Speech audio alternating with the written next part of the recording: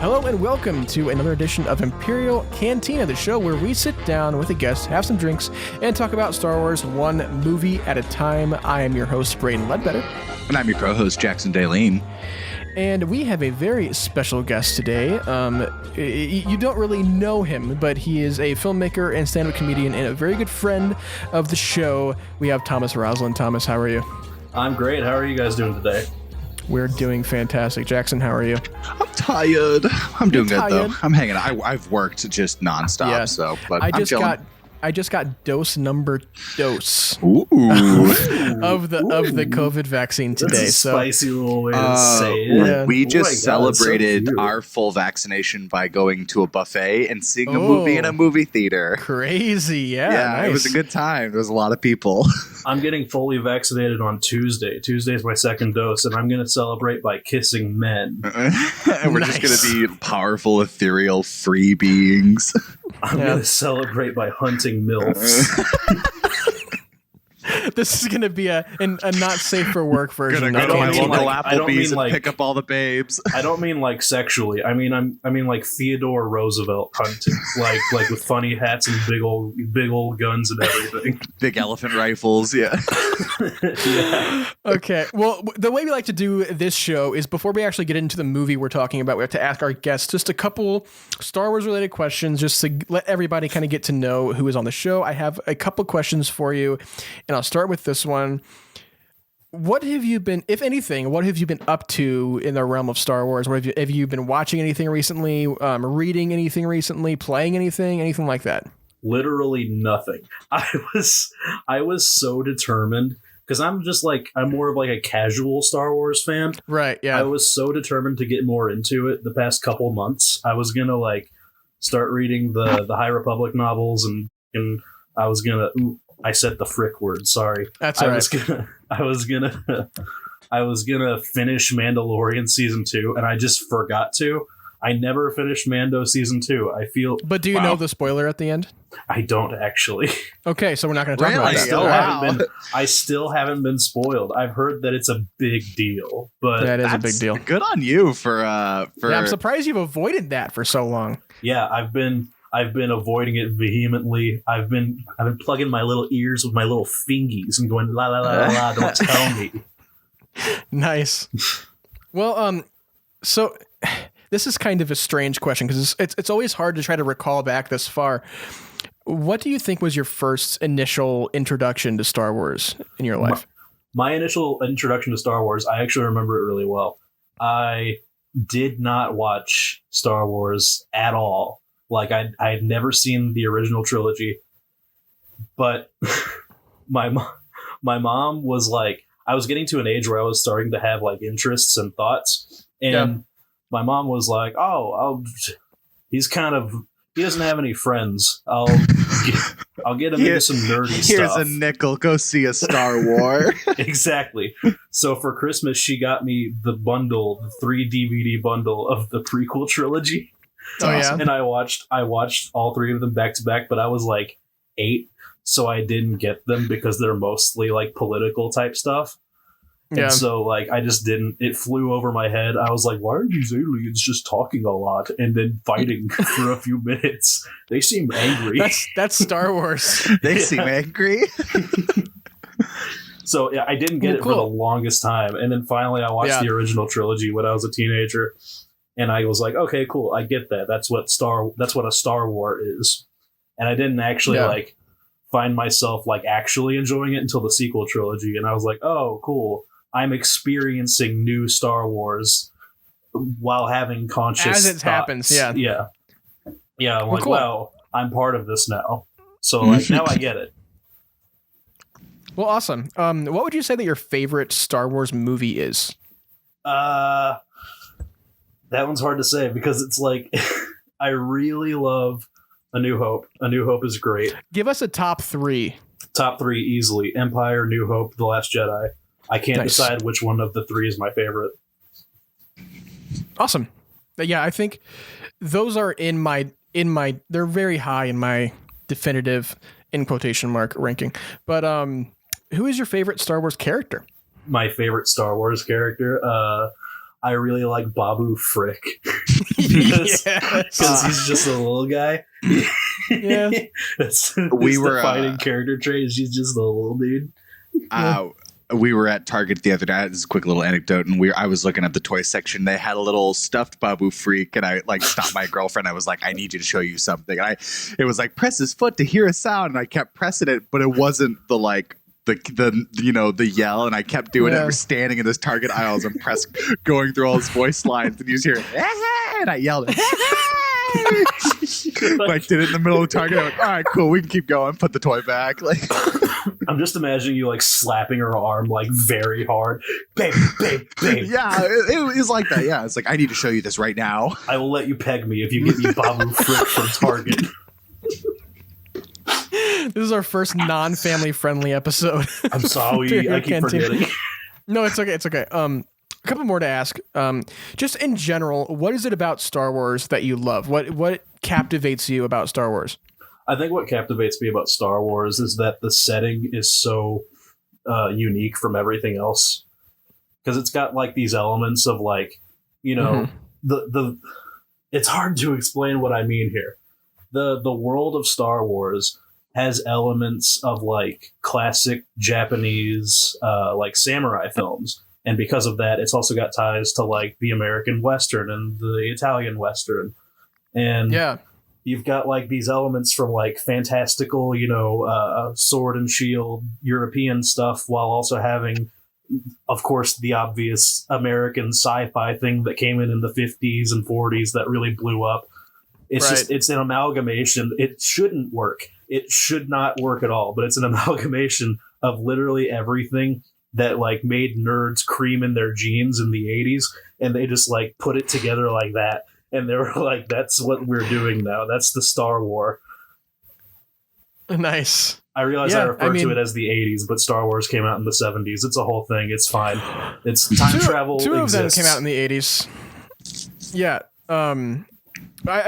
You're so right about that, because, you know, George Lucas initially, you know, came up with Star Wars to be a movie version of like a Flash Gordon or something like that. So cool.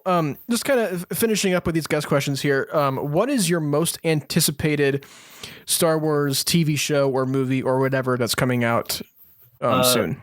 This is this is kind of a personal thing, but I am a non-binary person. I exist outside of the gender binary, and they announced the two non-binary Jedi dudes, the two baldies, and I kind of want to read those comics. I want to see my sweet little babies.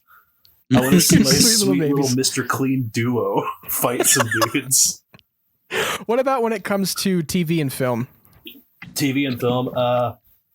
I'm excited to see if they ever. Because you think about it, you know, you've had these 3 trilogies, and you wonder if they're ever going to be ballsy enough to try another one. And they have to eventually. It has to happen. But I just wonder where they're going to start from and what they're going to do. Just imagining the way they're going to try to take the current prevalent trilogy, the sequel trilogy, and like branch that off into a different thing if they ever try to. I think that's really... Sorry, I'm all full of margaritas. I think that's RFC, which is a fun little acronym for really freaking cool. Well, awesome. I'm glad your most anticipated Star Wars film coming out is one that we don't even know if it's happening. I know. I am, however, I'm excited for Ahsoka. I'm really excited for Ahsoka. I love Ahsoka Tano. I think that's a genius idea for a series. I really want to see it. I'm so excited. How do you feel about Kenobi? Kenobi's gonna rule. They got Hayden Christensen back, and now he's like a seasoned. He's like done more stuff, and he's not like a little twink boy anymore. I feel like now he's done a little bit more, and like he hasn't done, as far as I know, and he won't be under like, the direction of George Lucas. Yeah. It's gonna be a whole new thing, and I think I think bringing Hayden Christensen's Anakin back is a good thing. I think it's a great idea. Yeah. To re-explore that version of Anakin with an older version of the actor. I think that's a great idea. I think it's going to work out really well. Okay, last question I have for you before we move on to the guts of the episode is if you had the reins at Lucasfilm and you could greenlight any project you ever wanted Star Wars wise, what would your pitch be for like a Star Wars show or movie or anything? All right, get this. Buddy cop comedy starring Babu frickin' Bulio. Yes. Oh my God. The two littlest guys, Babu frickin' Bulio. Dude, I think Bulio's my man. I think they would make a great buddy cop duo. Imagine them both with just regular Earth guns. just the movie's Glocks. on Earth. Everything else is normal. It's just those two characters that are there. No, Babu frickin' Bulio meet. And they get into a little spat. They start arguing over who's the littlest guy, and they can't figure out who it is. And they fall through but a Bulio Smurfs. is just normal size. They fall through a Smurfs portal that takes them to modern day New York City, and now they're cops. No, honestly, I have no idea what I would do in the Star Wars universe if I was given creative control over a Star Wars thing. I would probably try to do something completely new with like no ties to any current or past characters. I think just kind of explore your own corner of the universe. Yeah, I'd like to do something with Tusken Raiders. There's something really interesting about Tusken Raiders to me. I don't know what it is. I think the idea that like they're Breaking Bad on Tatooine. Yeah. The idea that they're like intelligent beings that no one can ever understand, and they have this very specific like trading culture. I think that's really interesting, and I'd want to explore that, but I don't know how to do it. So I'm glad I'm not being made to do it. Well, awesome. Well, cool. That kind of wraps up our specific questions we have for you. Let's dive in for probably my most anticipated episode of this show, because this is my favorite Star Wars movie. But man, The Last Jedi is such a ride watching this film. Thomas, I'll start with you here. What are kind of just give me your overall reaction and thoughts to this film itself, and what do you think about it? The Last Jedi is nuts. I remember it when I first saw it. It was after the sort of controversy of The Force Awakens being a New Hope rehash, and people were like, it's just like a New Hope, which like beat for beat, it kind of was a little bit, but not rip-offy enough. I would say that it is more of an homage to what came before than like a rip-off of A New Hope. It's not trying to be A New Hope. Yeah, for sure. So everyone thought that The Last Jedi was just going to be like a milquetoast, boring, like just pumped out thing.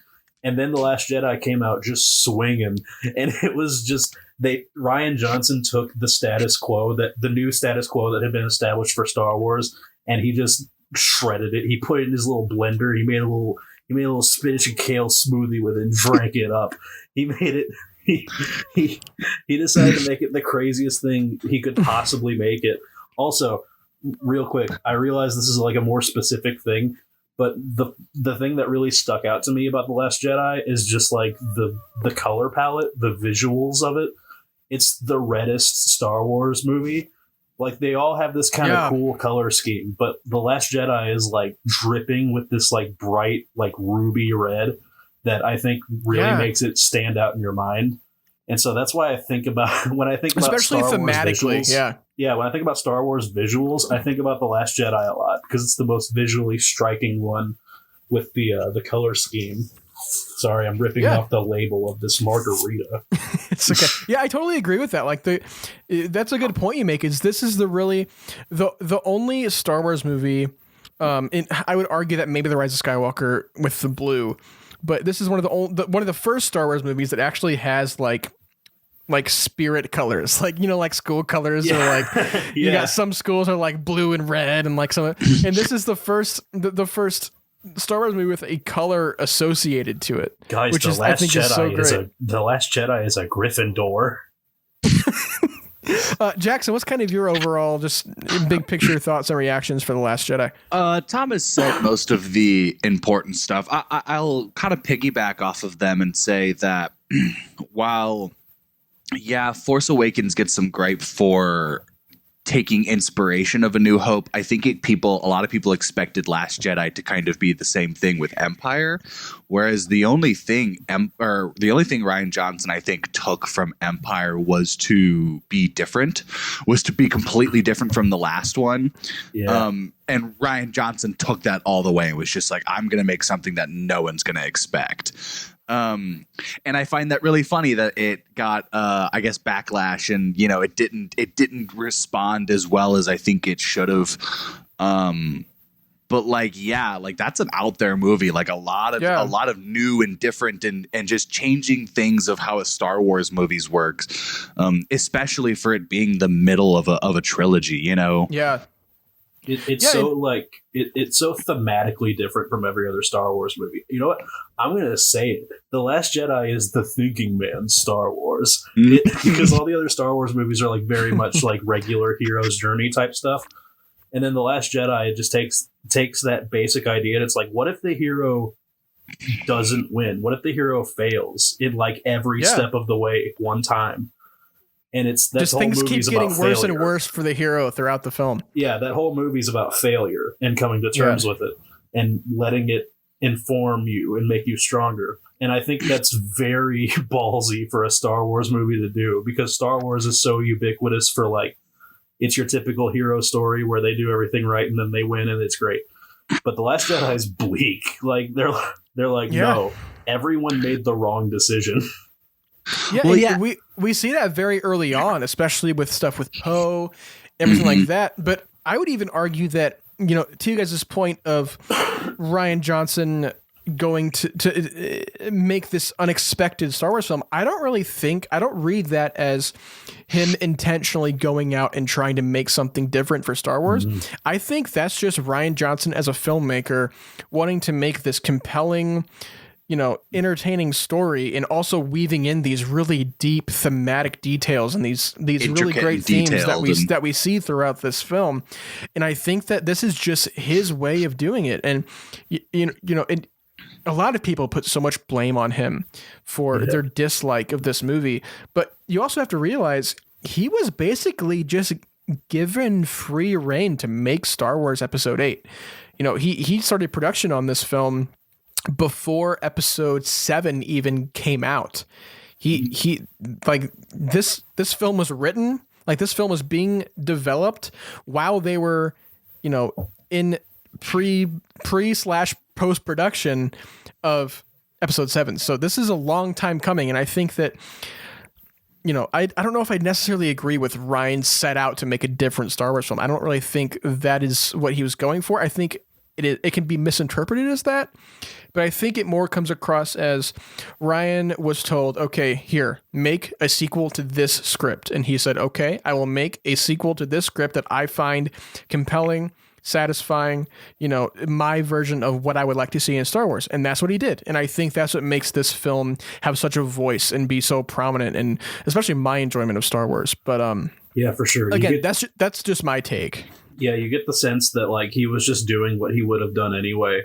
Yeah. And like it just incidentally happened to be very different from what we had seen in Star Wars before, just because Rian Johnson has such personality as a filmmaker.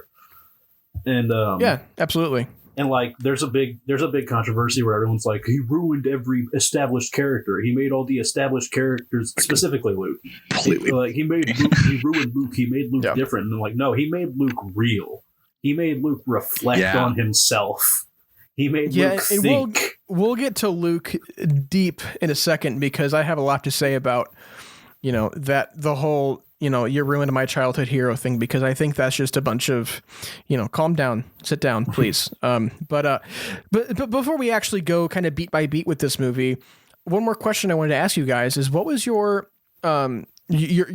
first experience with this film like how was this first experience whenever you watched it, and compare it kind of to how you view the film now? Thomas, we'll start with you. Okay, so before this, I had seen The Force Awakens in theaters, and I enjoyed that a whole lot. And then I hit a stretch where for a good long while I had $0. I had no money. I could not go to the movie theater ever at all. I could only drink tap water. It was a very I was destitute. And so one day, Braydon, I was at your apartment. That's right, yeah. And we were drinking, and I was like, I haven't seen The Last Jedi yet. And you were like, you haven't seen The Last Jedi Braydon yet? slams his glass down. What?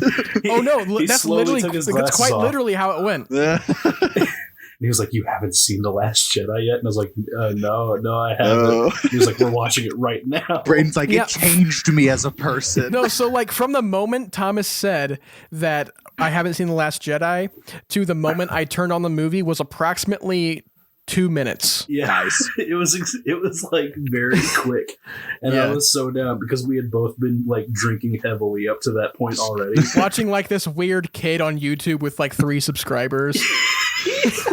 Yeah, we had, and that led you to Star Wars. Like, yeah, we had found this kid on YouTube that we thought was funny, and we just kept watching his videos. Oh my god, like, he just like made vlogs and like bad sketches, and we loved it.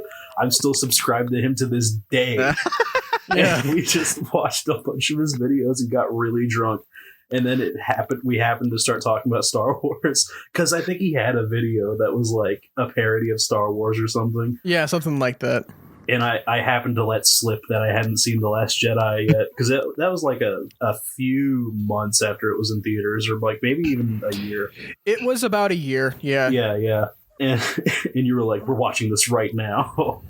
And so we kept drinking. And we watched The Last Jedi, and it was amazing. It was one of my favorite viewing experiences of that movie. Yeah, it's so great, especially to watch it with somebody who's never seen it before, and just like knowing what happens. But again, Thomas had no clue what they were getting himself into, and it's crazy. Getting to this, we'll get into this the guts of this whole movie in a second, but once we get to the throne room scene, and you think that, oh yeah, Snoke's gonna get away, it'll be fine, and he dies. The throne room, dude. The most ballsy thing that this movie could do was kill the main arch villain in the middle of the trilogy. Which, man, we'll get to that in a second. But holy crap! In like the middle of the movie too, like yeah. You expect that to be the climax of the film, and we're already about halfway there. But well, let's just kind of go through. I have some bullet points of just some major points that we hit in the movie, and we'll just kind of go through and talk about each little moment, what we liked, what we, any qualms we have, anything like that. Because again, there's no such thing as a perfect movie, especially a perfect Star Wars movie. So we'll have some, grievances to air out with this movie as well. But let's kind of open up. We see the opening crawl, and our initial, we do the nice tilt down after the crawl, and we're just pushing in through all of these different all these different first order transports. And like we get this, we hit the ground running with this movie with the first order is just ready to wipe out the resistance. And, it's a pretty dire situation. What do you kind of think of this opening? We see Poe kind of, going in on his own and taunting Hux and all that kind of stuff. Thomas, what do you think of just the initial introduction that we get with this movie? This movie, I think, gives me the most adrenaline from the first few seconds as a Star Wars movie. Because it's I think it might be the only Star Wars movie that drops you in the middle of like an extremely important action scene. Like an evacuation of a planet. That has huge implications for the rest of the universe. It's just like, all right, here's a 9/11 happening. You're in the middle of it now. It's like, I didn't ask for this, buddy. Yeah, but I'm okay with it though. I mean, you can keep going. And General Hux and Poe's back and forth is fantastic. It's one of the first couple of times I saw The Last Jedi, I thought the humor was a little grating for how dark the situation was. But watching it this last time, like 2 hours ago, I was like, I'm okay with this. I like this. I like that Poe's being a little stinker. You learn to appreciate like the intention of the humor, because I mean, I watched the Rian Johnson commentary the other day, and he talks about how like he knows, being the middle chapter of this trilogy, it's going to have a lot of dark implications. And he even said that, putting in these different jokes, especially off the bat, was he recognizes that was a very a very out there and kind of ballsy thing to do because you expect it to be so dark and dire that you don't really think there's much time for these jokes and comedy moments. But the way it fits in and how early it is, I think it really works for setting the tone of this movie and letting you know that you're watching a Star Wars movie. And I think that's what's so great about it. And it's a very faithful like choice to have like someone like Poe Dameron like be screwing with Hux and calling him because Hugs, we get that in the beginning of Force Awakens too. Who you talk first? I talk first. Yeah. It's so great. I also love them establishing that Poe is now like Poe is very well trusted with Leia, and now we see that like Poe is like the guy on the front lines when it comes to piloting. Like he's like the main dude who flies X-wings. Like it's a big deal. This is my favorite sequel trilogy lore, but it is canon that Poe Dameron was considered so attractive that they used him as the face of like resistance like posters. That's right. Like so resistance cool. propaganda was that they used Poe's like image for it because they just knew that it would like bring in people, and it did too. I love that Poe is in universe a hyper swole Giga He's Chad too sexy. whose chiseled jawline and cute curly boy hair brings in the recruits. And I just love Poe's character, starting out, and the kind of first thing we see, he goes up against this First Order dreadnought like on his own, a single light fighter, and we kind of get a sense that Poe is like this rebellious flyboy, and we see him defying orders from Leia, which is like on the surface level seems kind of out of character, but it gives Poe this great development of, we have this a chance to take down this dreadnought, and you expect a general of this big resistance to be like, yeah, go get him, Poe, yeah, but Leia's like, okay, we did what we had to do, now let's get out of here before everything goes crazy and we have a bunch of people die. Poe insists that no, we have this chance to take down a dreadnought, we got to do it. And I think the butting heads of Poe and Leia here is such a great way to bring in just so early on, we get this conflict within the resistance and initially leads to their downfall, I think, which is great. Yeah, I love that dynamic that like you can sense early on that Leia very much trusts Poe. Yeah. But she also knows that Poe is a hothead and is going to do whatever he wants either way. And she just has to hope that he doesn't. Yeah. Well, and she knows he always will. She knows that Poe isn't a strategist. She knows that he's just a pilot, so she like can keep him in that area without him being so defensive about it. Like unlike how Haldo does, where Haldo insults him of you're just a flyboy, you're just a hothead, you're this and that, which is essentially what Poe needed to hear. But I think in the beginning with that dynamic of Leia's kind of able to balance it until she isn't able to, and it falls apart, Yeah, and I think Poe just starts out with so much potential for this great arc for growing and learning and, learning from his mistakes. And I think, proceeding with the movie, he eventually does end up learning from his mistakes. And I think that's a great... Poe has one of my favorite arcs of this entire movie. I think it's so great what Rian ends up doing with his character. But we get this awesome resistance bomber kind of moment / battle, whatever you want to call it, where they're all coming in ready to drop bombs on the resistance. And I just want to take a second to recognize the amazing sacrifice of Paige Tico. Oh my God. That moment, and you talk about sound design with this movie.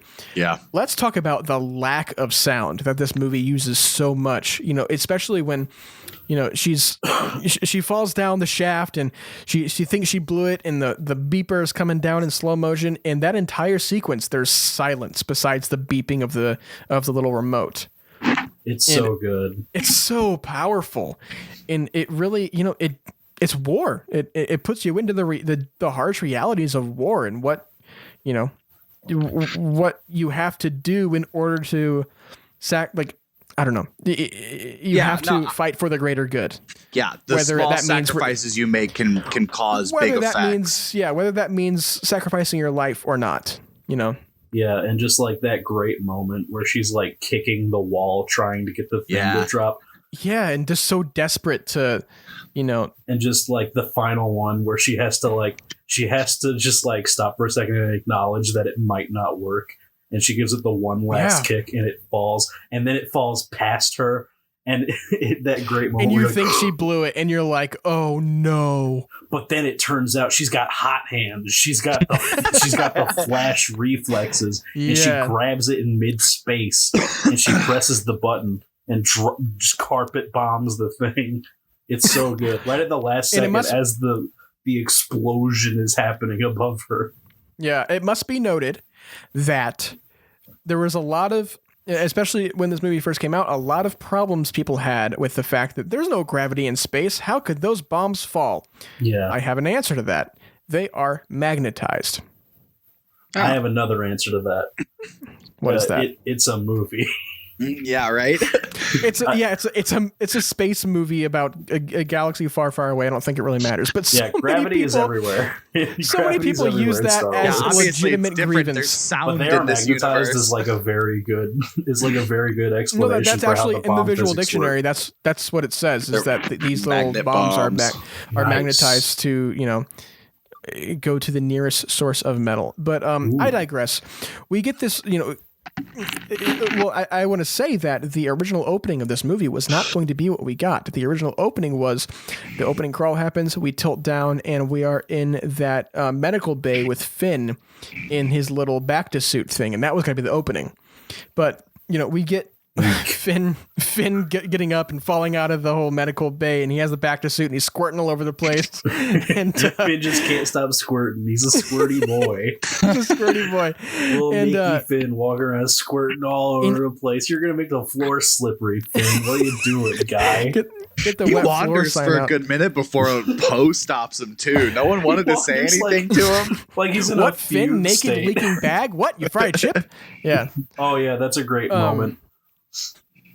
But yeah, I was just gonna say the way that Rian Johnson is able to transition out of certain scenes and put us into, we have this moment where Finn asks, "Where's Rey?"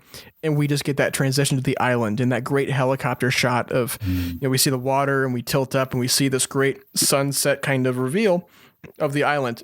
And I think that it is such a cool introduction to bring us back to right where we left off in The Force Awakens. Yeah, and it's just what we needed. But what do we kind of think of, she's there basically meeting her hero for the first time, and he is not what she expected him to be at all.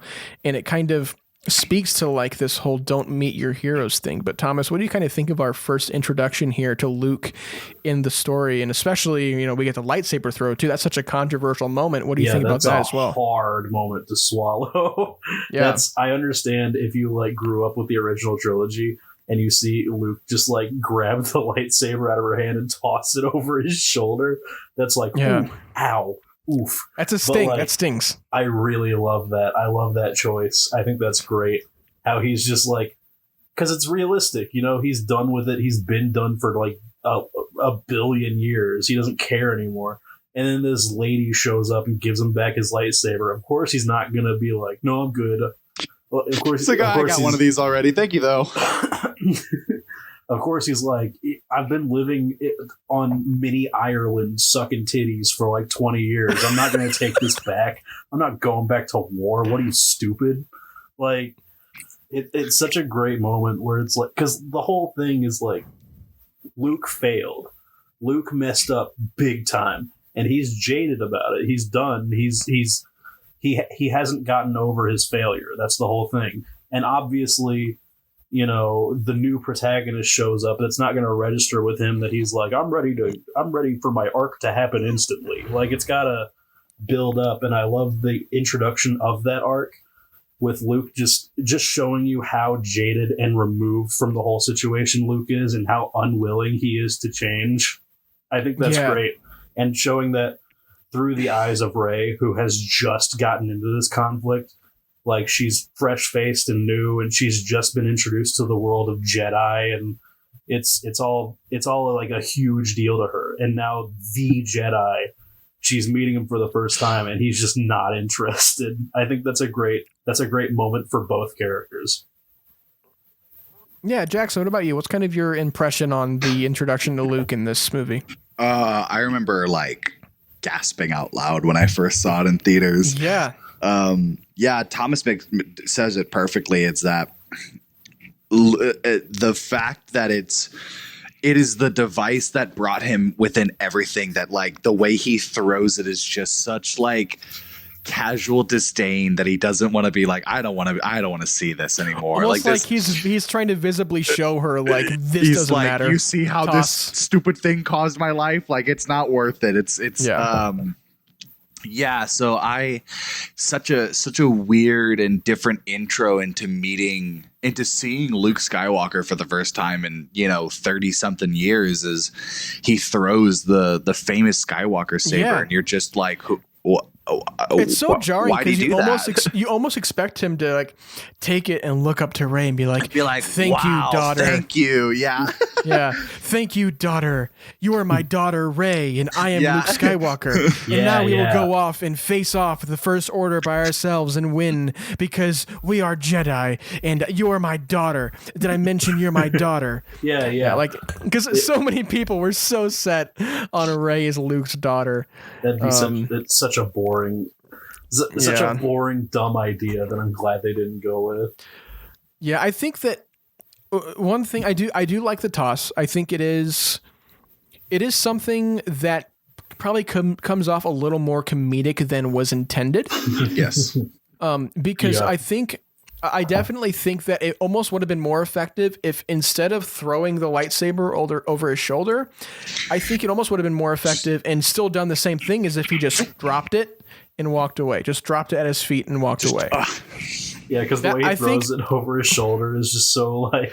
I think it just comes off a little more comedic than I think was intended. It's very like meh, don't need that. Whereas it's more of it hurts almost to hold this thing, like he doesn't want it in his hand. Yeah, I think that's a great point you make. It does give him this emotional kind of trigger holding that saber for the first time in 40 years, 30 years. Especially thinking the last time he held it was a very turning point of his life. Like yeah. So it's not something that obviously ruins the movie for me, but it just. Those kind of choices are very minuscule, but, it just goes to show that Braydon doesn't just mindlessly defend The Last Jedi because he likes the movie. I do have, there's just some things here and there that I'm like, okay, this would have been cool. Yeah, but, exactly. The comedic tone for that toss is a little off for sure. Yeah. Yeah, it's, it's not perfect. It could have been, there's different ways to go about it. And the choice he made is the choice he made, and we just have to live with that and accept it. And I think that's what's great about Star Wars is you can either accept choices that are made, just learn to accept them and appreciate them, or you can just use your time in life to complain about them on the internet. So, or you can shut up. Fan fiction. Yeah, it's whatever you choose to do, and I think that's what's great. You can make a fan edit of the you can make a fan edit of The Last Jedi that removes Rose. Yeah. Oh, wasn't that a thing? I think it was. I think that might have. I think someone actually did make a fan edit of The Last Jedi with no Rose in it, which is so wild because I like Rose. She's so great. We'll get to Rose in a second, but yeah, I love Rose. Let's talk about Porgs. I love the Porgs so much. What do you think about the Porgs, Thomas? Porgs rule. I love them. I think they're stupid, but they're stupid in like a Star Wars way. Like I know people are like, oh, they're just trying to make and sell little toys. They're just trying to add MCU humor into Star Wars by making cute little guys. I'm an expert on cute little guys. I think Porgs are like in the top 10 cute little guys. I think they should definitely be in Star Wars. I think they should be in every Star Wars production. People who are mad about Porgs need to have sex with a woman or man. You need to go to school. Porgs rule. I don't care what anyone says. So we'll make sure that I'll dub over the beginning where it says, I introduce you as a filmmaker and stand-up comedian, and also say an expert on little guys. Thank you. It's going to be like a very obvious audio cut. It's going to be like, as an expert on little guys. It's going to be like a voice actor you hired on Fiverr, just completely different voice. Neither of us. Like a Nigerian man. Oh my gosh. Jackson, what about you? What's your thoughts on Porgs? I remember I kind of was of the notion of like, why do we have another small cutesy thing? I mean, like, yeah, it's Star Wars, it's whatever. But I like over time when you kind of realized why they made Porgs. I liked how creative it was. They had too many penguins on the island, so they had to Puffins, make something. Yeah, so they had to figure something out, and like, what a creative looking little chicken bird thing that the sound design for the Porgs is what gets me, because it's not what you would expect, you know, so and wild. Also, I think they're used just enough to where you get the comedic effect, you appreciate them, but they're not like they're not overused to where it's almost annoying. You don't get that from the Porgs. They're not like part of the climax. They don't show up on mats and fight. They did that with like the marketing of making Porgs like too much, whereas like the movie was just like, we just had this problem that we had to solve, and here's the little bird thing we made from it. Also, they have an interesting effect on my perception of the movie. Now that Porgs are like the Last Jedi's thing, to me the Porg is like the de facto like mascot for the Last Jedi. Like I don't know if that's a thing, or if that's something that would inform the greater Star Wars universe. But to me, when I think of The Last Jedi, one of the first things I think about is those little guys, those little Porgs. And we do have an expert on little guys in our presence. Yeah, for sure. And Tom's like, really? Who? I feel like the Porgs kind of like ground us, because they're a natural thing in a part of the Star Wars universe. So they kind of ground us in a habitat. Mm-hmm. Yeah. And I think that's an interesting effect that they have, that they serve your mental view of the setting. I think that's kind of interesting. Yeah, I love that. And, you know, I'm always down for more Star Wars creatures, so give me more. Mm-hmm. So, give me some critters. Little critters. Let's kind of move on here. I want to talk about, you know, I was talking about earlier the great transitions between scenes. We get, you know, Rey in Luke's hut, and she talks about, you know, you come back to the Falcon with me and Chewie. He goes, the Falcon, where's Han? And then we cut to Kylo. That's so good. Boom, mind blown. I love that transition in that everything just seems so planned and purposeful in this movie. I just can't get over it. The script is so tight. Like the writing is fantastic for this movie. Yeah, and I just love the way Rian writes dialogue as well, but we'll get to that in a second too. But we get this scene in kind of Snoke's main throne room, and Snoke is kind of belittling Kylo and just kind of being this, you know, you're just a child in a mask, and he's you're in a gold robe, so piss off. We have, you know, Kylo, you know, trying to defend himself, saying like, I killed Han Solo, and I almost feel like Kylo killing Han almost unbalanced him. While he almost thought that, you know, being able to kill Han is finally his way to solidify his darkness, and it almost threw him off as to like, oh crap, I just killed my dad, man. That he sucks. Like knew in his heart that it was wrong. Yeah. So what do you think about this whole interaction with Snoke and Kylo, and just this weird father son not getting along kind of thing happening with Snoke and Kylo here, Thomas? Kylo Ren, his character is a lot of things, and I think one of the things his character is an embodiment of daddy issues. Kylo Ren like craves approval. He needs approval from his superiors, and that includes Snoke. Yeah, he needs approval from Snoke. He needs that validation that he's the biggest, that he's a good boy, that he's a good boy, that he's a good kid, and he like murders a man that he clearly didn't really want to. Like the whole thing is like he's clearly conflicted about it. He kills his father. And he clearly did it because he thought it would deeper influence his anger and, and his touch with the dark side. He thought it would deeper influence that, which it actually made him more conflicted and unbalanced. Yeah, and he didn't get the approval. He didn't even get approval from doing that. He seriously, he destroyed his own life, and Snoke still won't give him the approval that he thinks he deserves. Yeah. Imagine being in that situation and how weirdly conflicted and enraged and just how awful that feeling would be is you made this big sacrifice and no one's appreciating it. Yeah. And you're not getting what you thought you would get out of that sacrifice. So you have to sit there and kind of rethink everything. That sucks. Yeah. And I think it really informs his arc in this movie. Exactly. Yeah. His arc in this movie is realizing that he doesn't want the approval of others, that he's just going to do his thing and destroy everything the exact way he wants to, regardless of what anyone else thinks he should do. Just like destroying his helmet. He's just like, you know what? No more being behind this mask. I'm me. I can't get approval from dead daddy Darth Vader. I can't get approval from Snoke.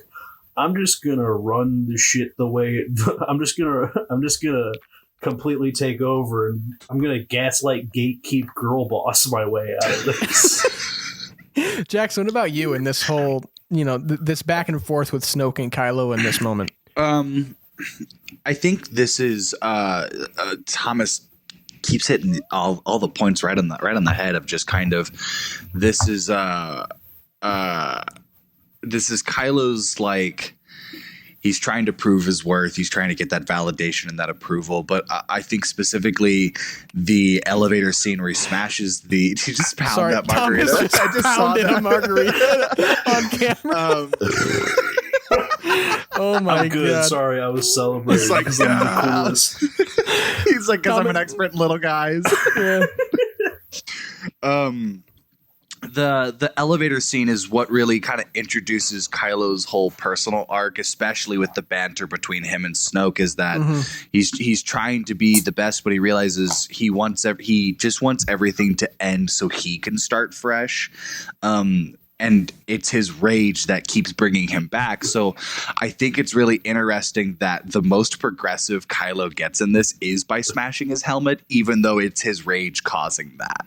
Even though it's the thing he's trying to harness and control and move forward from is what also kind of advanced him in that moment, but it caught him in this weird stuck thing because the rest of the movie he's in this turmoil because he can't hide all of his anger behind the mask. He has to kind of face it and confront it, and the whole time he's fighting to just clean slate so he can do that, and he keeps being pulled back by just everything, and his rage really is what holds Kylo still. And I also think that moment of him destroying the mask, I think that is almost his reaction to being told he's just a child in a mask. Yeah, and it's like that's his reaction decision. of being like, you know what, I'm not a child in a mask because what, I don't have a mask anymore. Yeah, I'm not a child in a mask. I'm a regular child.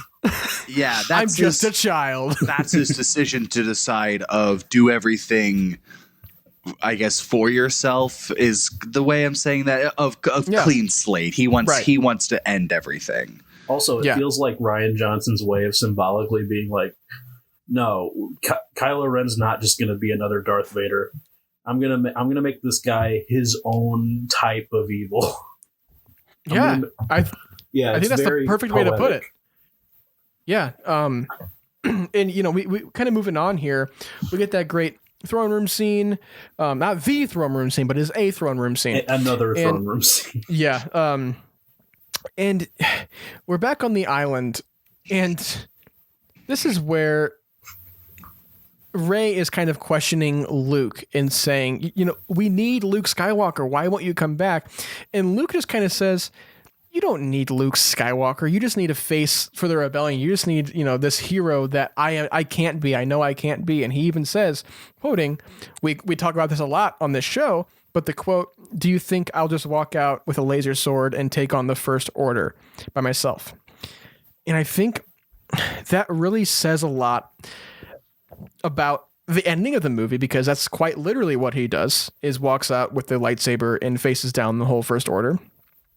But also, it talks about and speaks to the weight of expectation that Luke has had pretty much his whole life, ever since he's, ever since he has been a baby. Even he's the son of Anakin Skywalker. He's going to be this big Jedi. Ends up being this big Jedi, and we get a sense of grumpy Luke, especially here.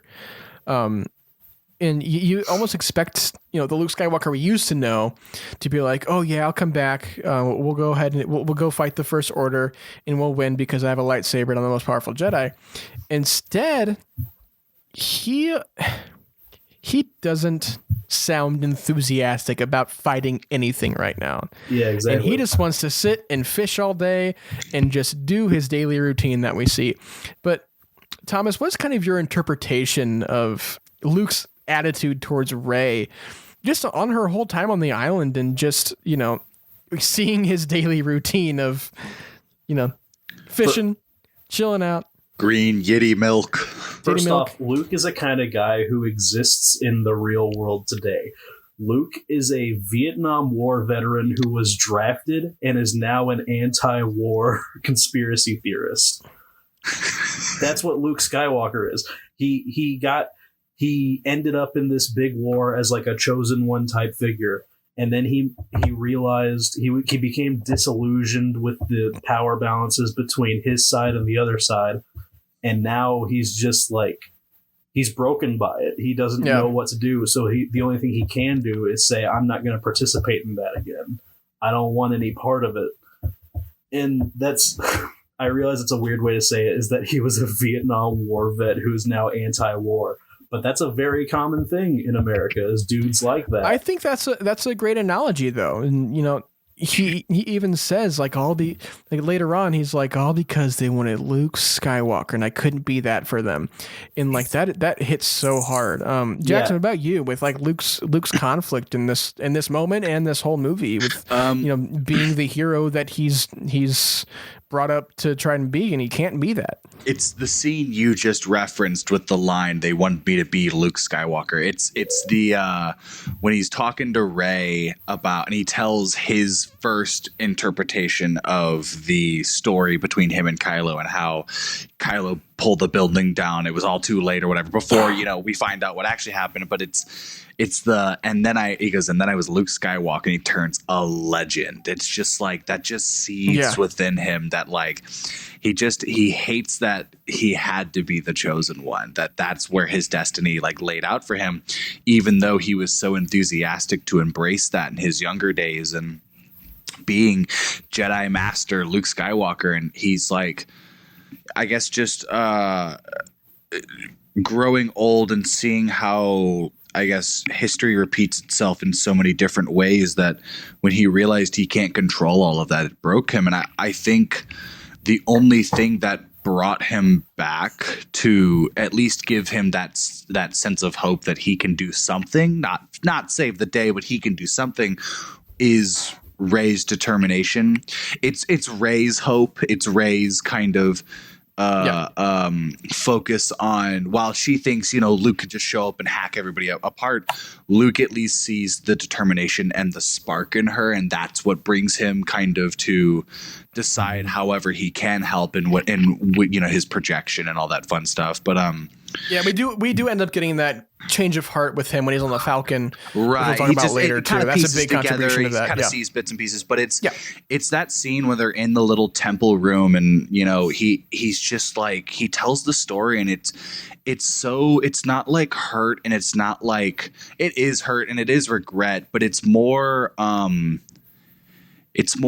self-loathing. It's the hatred he's built of the name that he gave himself, not of the actions. He's regretful and sorry of the actions that he caused, but he blames the title he ended up giving himself throughout his years. And that's what I really like about Luke's struggle in this, is just kind of his growth of understanding that he may be the big master fancy Jedi, but he can still have a heart, he can still be somebody. Yeah. And I think the notion that a lot of people have that this was a misinterpretation of Luke's character by Rian Johnson is completely uninformed and it's people who don't understand, in my opinion, Luke's initial character and the way he just the way his arc works. And, Luke being this seemingly perfect, powerful Jedi and being the son of Darth Vader and carrying all that weight, you can't just expect him to live happily ever after and be this perfect hero. Heroes go through these challenges and, just think about, and I think Mark Hamill even referenced this. If you were responsible for the death or fall of someone who trusted you to take responsibility, i.e. Leia and Han, trusting Luke to, take care of their child, and him ending up turning to the dark side and running off with this old man Snoke and all this, that takes a toll on you. And to think that Luke would have just brushed that off and kept being this big hero and wouldn't have hid away, that is kind of misunderstood and uninformed. And I don't necessarily agree with that because, Luke, he's gone through some stuff. And I think heroes need to go through some stuff in order to grow. Able to... Go ahead. It would be even more sad if she showed up and he was like, yeah, it's me, hero guy Luke Skywalker. I'm going to fight with the Resistance now. Like, as if nothing affected him. As if, like, he didn't go through anything. As if he was a part of this huge war and suffered great losses, both on and off screen. And he was just like, yep, I'm just the same old protagonist guy. I don't have a care in the world. It would be so disingenuous. Like, that's not how characters work. I feel like this is a natural way for him to be. For sure. Yeah. Kind of moving on here, we during this whole thing, we get the whole Luke staying the life thing, and we get the whole, Luke drinking the milk from the creature, the green milk, which is apparently, according to the visual dictionary, is very nutritious. Yeah. I just love that look that Luke gives Rey. Is like, all right, this is what you're getting. This is your hero drinking some titty milk. He makes that like that grimace. He drinks it and like cleans it. Like, well, yeah. And we learned that he actually learned to fish in the book Legends of Luke Skywalker. If you didn't know that, wholesome. But we also get this great moment in the Force Tree, which we learn that's where the Jedi texts are kept. And it's funny that the Jedi texts for all the thousands of generations of Jedi, there's like 8 books to cover the Force. It's the Harry Potter series. Yes, my favorite, the Force and the Chamber of Secrets. Well, Yoda's like, you read them, have you? And Luke's like, well, it's J.K. Rowling. She's kind of a turf. Like, I don't know. Yes, the Twilight Saga, from which I learned all of my techniques. Grant me Breaking Dawn Part 2. Rey, have you ever seen a Jedi turn into a big dog man? But Thomas, I wanted to ask you, what do you kind of think of the notion that Luke has of, it's time for the Jedi to end, and kind of his view on why the Jedi should end? What is your take on all of that? There's kind of an interesting thing with Luke and Kylo Ren, in that Kylo Ren's point B in the story is almost identical to Luke's point A. Yeah. In that Kylo Ren's arc ends where Luke's begins. So they are at the beginning, Luke has said, like, the Jedi, it's not what it's cracked up to be. It shouldn't exist. We should just be like a normal universe with no dudes picking up rocks with their brains. We should just stop being Jedi. It should be done.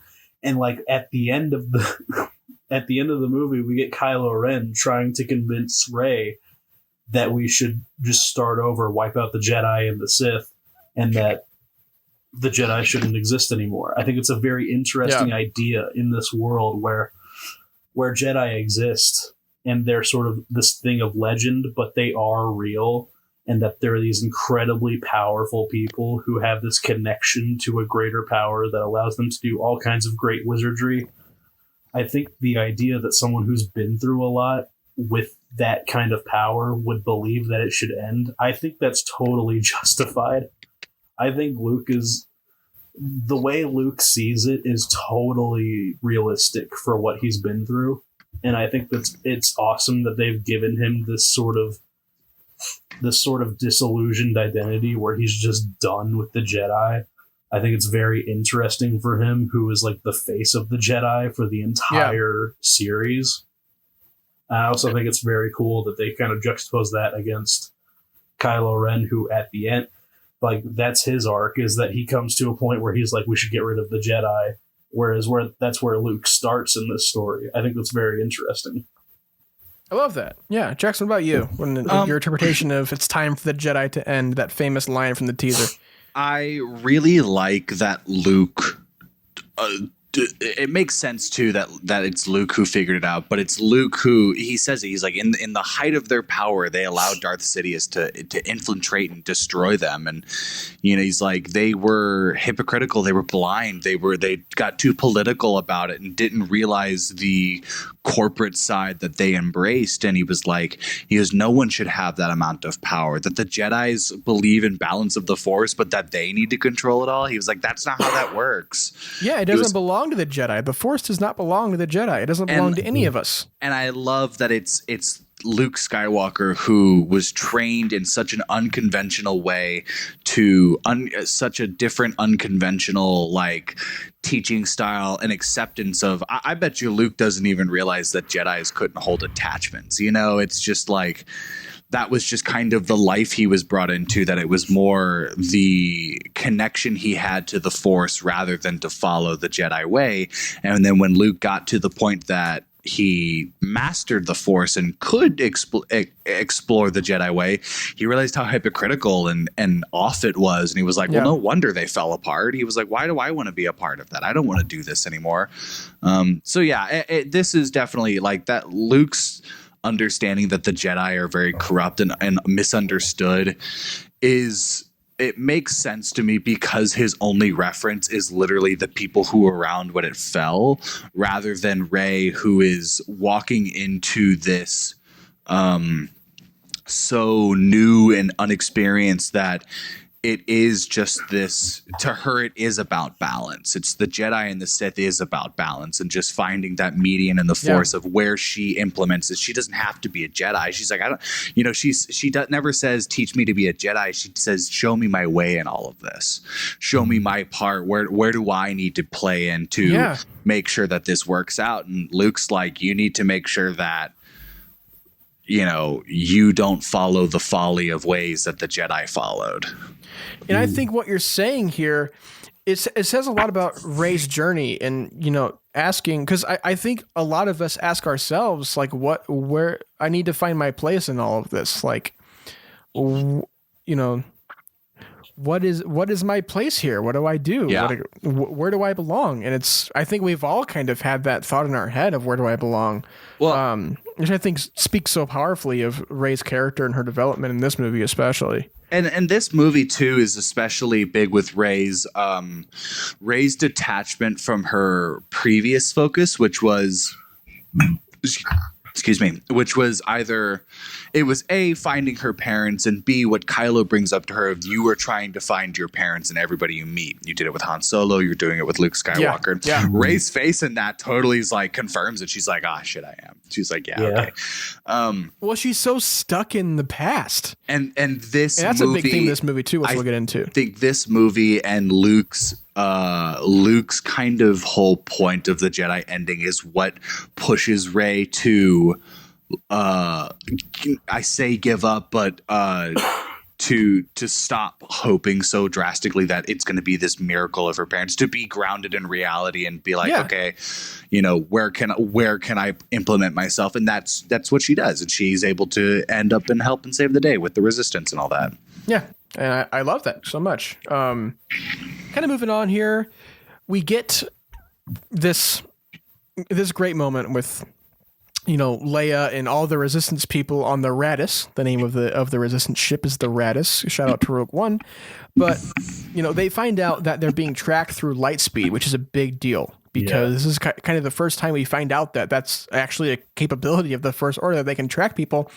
Plus, we get a little hint to that in Rogue One. If you're listening closely, when Jyn is going through all the files on the base on Scarif, she goes through blah blah blah blah blah, Darksaber, light speed tracking, and keeps going through. And that is a little nod to The Last Jedi before The Last Jedi even came out. I think that's really fun too. But this also plays into my theory that Thrawn helps with the First Order because who would know how to the science of light speed than someone who got sucked into it, Ooh, that would be a nice little nugget to push into that Ahsoka series. Ooh, that'd be great. That's what Thrawn's been developing. Ooh, yeah. He's built a map of just light speed, and that's so cool. Love that. We gotta write that Thrawn show. But we figured that out, and then we get this great moment that we saw in the main official trailer with, Kylo and his cronies coming up and about to basically blow up the Raddus and the main deck of the Raddus. And he has this conflicted moment. And this, I think, is the first time we really see him legitimately conflicted of, he knows that what all of his friends expect him to do is just without thinking, boom, push that button, the rockets go and blow up the main deck of the Raddus. First time he stops himself. But he stops himself and he's like, wait, do I really want to do this? I mean, we know it didn't work with Han. We didn't know it worked when I tried to kill my father. And, I still can't get acceptance from my master. And he just kind of has this moment of, crap, I know I can't do this. I know I don't have the strength to do it, which, I don't even think he really had the strength in him to even kill Han, and he forced himself to. I think real quick, fan theory. Yeah. I think Han pressed the button on the lightsaber. I think when he says, I disagree. I think when he says, I know what I have to do, but I don't have the strength to do it. I think that's Han interpreting it as he has to kill me, so I'm just going to do it for him. I don't know. I saw it on Reddit a long time ago. I didn't read the whole thing. I was young. It was different. I was going to say, that's a very 2016 theory. I'm still holding on to it because I like being edgy with my Star Wars. No, I think that is more Han pleading his son to please come home, and he thinks he's making this last effort to finally turn him back, and he essentially can't. But that's a different movie, different podcast. But this moment of conflict in this moment is so powerful, and we talk about the use of silence in this movie, and man, there is just no score. We just hear the beeping, the bleep bleep bleep bleep bleep bleep bleep bleep, and we're just it's so haunting. Thomas, what do you kind of think of this whole moment and the eventual kind of fake out death of Leia here? That is, I think some of my favorite moments in movies are the what could have been moments where you see a beat change or you see a character make a decision that is clearly supposed to make you think what would have happened if they had gone the other way. And I think this is a great use of that idea where when he takes his thumb off the button, that's him making his decision. He has decided he's not going to do it. And then, the company he keeps around, the boys do it for him. Saturdays are for the Sith, you know what I'm saying, boys? The boys come in and they just blow the ship up anyway.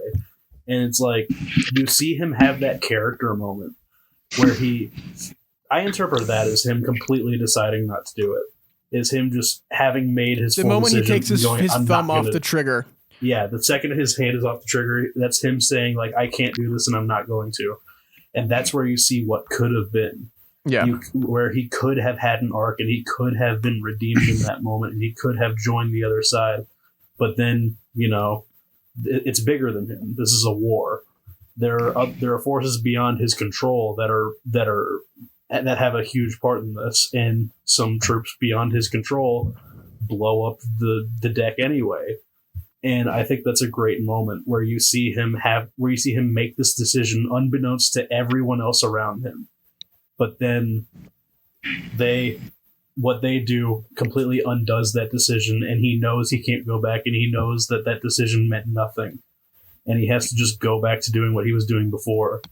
You can see that like disillusionment where he's like, I made my choice, but it meant nothing, so I guess I'm just going to keep doing what these dudes are doing. I think it's a really interesting moment. He has this great weird shock on his face when he realizes that, oh crap, they just killed my mom. Yeah. Like that's Jackson, what do you think about, you know, this is our first time seeing Leia using the Force, and we get this great Mary Poppins moment. What is your kind of reaction to that moment of her kind of being aloft in space and using the Force to basically save her life? I remember being very kind of thrown off about it. It makes sense to me. Yeah, it makes sense that Leia is able to. I mean, she's always been Force sensitive just throughout. Like this, she always can sense things or whatever.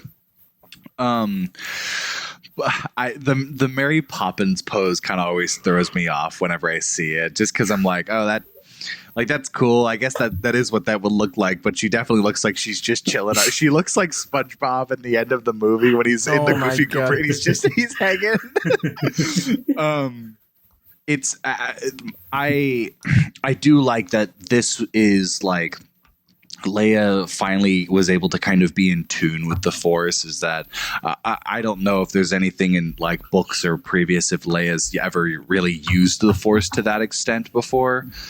But it's the look she gives right before the deck gets blown in when she looks up and like it's like she knew that Kylo didn't fire it. She looks up almost like, oh, he didn't do it, and then the broom caves in, you know, and she's sucked out.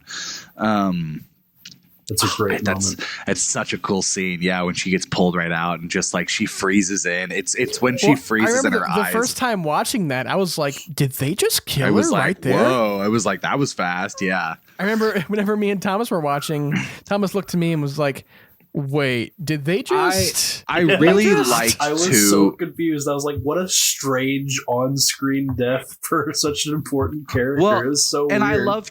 I love too how they did that. They do this fake out death, and then they keep Leia for the rest of the trilogy. She's an important character, even with Carrie Fisher's death happening. They didn't work around her implementation of how important she is. It's like, no, she still served her purpose of even after Carrie Fisher's passing. They were still able to achieve that. And I think Last Jedi makes that a point that they fake Leia's death out to tell you that she's still important. That she still has things that need to be done in this story. And especially because episode 9 was supposed to be Leia's movie. I mean, that was supposed to be, it was supposed to be episode 7 is Han's movie, episode 8 is Luke's movie, episode 9 is Leia's movie. And unfortunately, the unfortunate passing of Carrie kind of foiled those plans, and they had to, rush and it kind of makes you think what could have been, and it's really sad. But I do love that moment with her. It kind of even reminds you to calm down, let go, trust in the Force, and good things will happen. And that is exactly what she did. Even if you do get sucked out of your space deck and you're floating through the cold of space, just pull yourself back in. Even if your son's buddy Eric blows you up. Even if your asshole son's first pilot Derek. Yeah, but just goes to show, if you ever get sucked, just make sure just make sure you're a princess with superpowers. Just make sure you got superpowers and you'll never die, except for when you do. I want to quickly highlight the moment that we get on Ahch-To with Luke on the Falcon and having this moment of nostalgia and almost this weird sense of remorse for Han when he's on the Falcon. Yeah, dude. Thomas, what do you think about that moment and meeting R2 again, being reunited with R2 for however many years? That's a haunting moment where he's on the Falcon and he knows that Han is dead. It's a very sobering moment for him of like, you can tell he's conflicted of like, did I cause that or did my absence cause that? And it's like a whole deal. Also, there's a great moment that I love where he sees R2 for the first time and his eyes light up. And it's like, oh, that's young Luke Skywalker again. Yeah, it brings you back. That's the first time I recognized him as like young Mark Hamill Luke Skywalker. I was like, oh, that's the guy. That's him. When he sees the R2. light in his eyes. Yeah, I think that's a great testament to Mark Hamill's performance in general, is being able to bring us back to that Luke Skywalker we knew. Especially with, I think for me, the first moment that I felt, original Luke Skywalker was that, Chewie, what are you doing here? Mm-hmm. Like that moment, I love that too. But yeah, that great moment he has with R2 is absolutely fantastic. Yeah, I think when he sees R2, that's when his arc starts. I think that's when he first realizes that that's the moment he decides to he decides to do something and decides to train Rey, but not in a conventional way. He more trains her as to why the Jedi need to end. And he doesn't train her as, I will train you to be a Jedi. He trains her as, okay, I'm going to show you this and prove to you why I'm right about the Jedi needing to end. Yeah, exactly. I love that Luke kind of gets a little bit of a teaching bug from Yoda in that he's kind of a little stinker. He's a bit of an asshole. I kind of like it. I think it's really funny. Yeah, I love that her first lesson, and they're sitting out on that rock, and he has that leaf, and he's like, "Okay, now reach out," and she literally reaches out. Feel it? It's really strong, and she's like, "Yeah." He's like diddling her little fingy meat with the leaf. He's like, "Yeah, that's the Force, right?" And she's like, "Yeah," and then smacks her hand with it. This is the worst. I love that he's a little prankster. I love that he's a little mischief goblin guy. He's actually got like a YouTube channel, Pranks on Luke's Island. Yeah, Luke Skywalker pranks too. He picks up rocks in front of people, and they're like, "Whoa, what the heck? What to heck?" It was me using the Force the whole time. He's a magician, man. I'm Luke Skywalker. I can pick up rocks with my brain. Well, Jackson, I wanted to ask you. I know one of the prominent characters in this movie that we do see a whole separate arc of is with Rose, which we meet in this movie, and kind of Finn's arc. What is your kind of reaction to Rose and Finn's side mission here in this movie? I will admit this is probably my least favorite I guess plot in this movie. I think the Canto Bite scene's a really good scene for character growth, but I don't necessarily think it teaches the audience a whole lot. It's everything we already kind of know. There's people who profit off of war. There's people who do this, and it's more to teach Finn that there's going to be evil everywhere and that you can't expect the good in everyone, but you can also find the good in everyone. And he sees that with Rose, is that Rose is someone who is pure of heart and just wants to do the best, but she's smart about it. She's not young farm boy Luke Skywalker. She's not Poe Dameron jumping into every single action that she sees, but like she is too, if that makes sense, and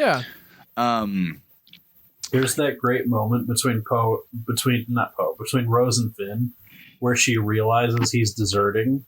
That first scene with them is my favorite with them in the entire movie. Where she's like starstruck. She's like, "Oh my god, it's a hero. Like, it's you're the cool Finn. guy that I love." The Finn. He's like, the Finn? What?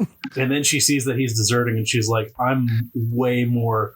She's way more loyal to the cause than she is to any. And she also has a reason to be. She's like, wait, you've sacrificed so much and fought for the resistance, and now you're just going to jump ship and abandon us because because you want to save this random girl, but there's a whole resistance counting on you. Everyone here is counting on you, and you're abandoning. Purpose, Hey, guy, my sister died. I'm going to tase you in the little butt cheeks. And I think that is a great dynamic they add with Rose's character is, Paige sacrificing herself, and she's still not over that. And now her hero, again, never meet your heroes, is abandoning ship. And it's just like this, it's kind of this vicious circle of... It's a great dynamic where trying she becomes... to fight with what's the right thing to do. She becomes disillusioned with the lore of what has happened, and she realizes she's come face to face with the reality that like, and these you aren't could say the perfect same people. thing about Rey and Luke. They meet these people that they expect to be perfect, but then they realize that they might not be. And Not this is a not all they're complicated cracked up issue. to be.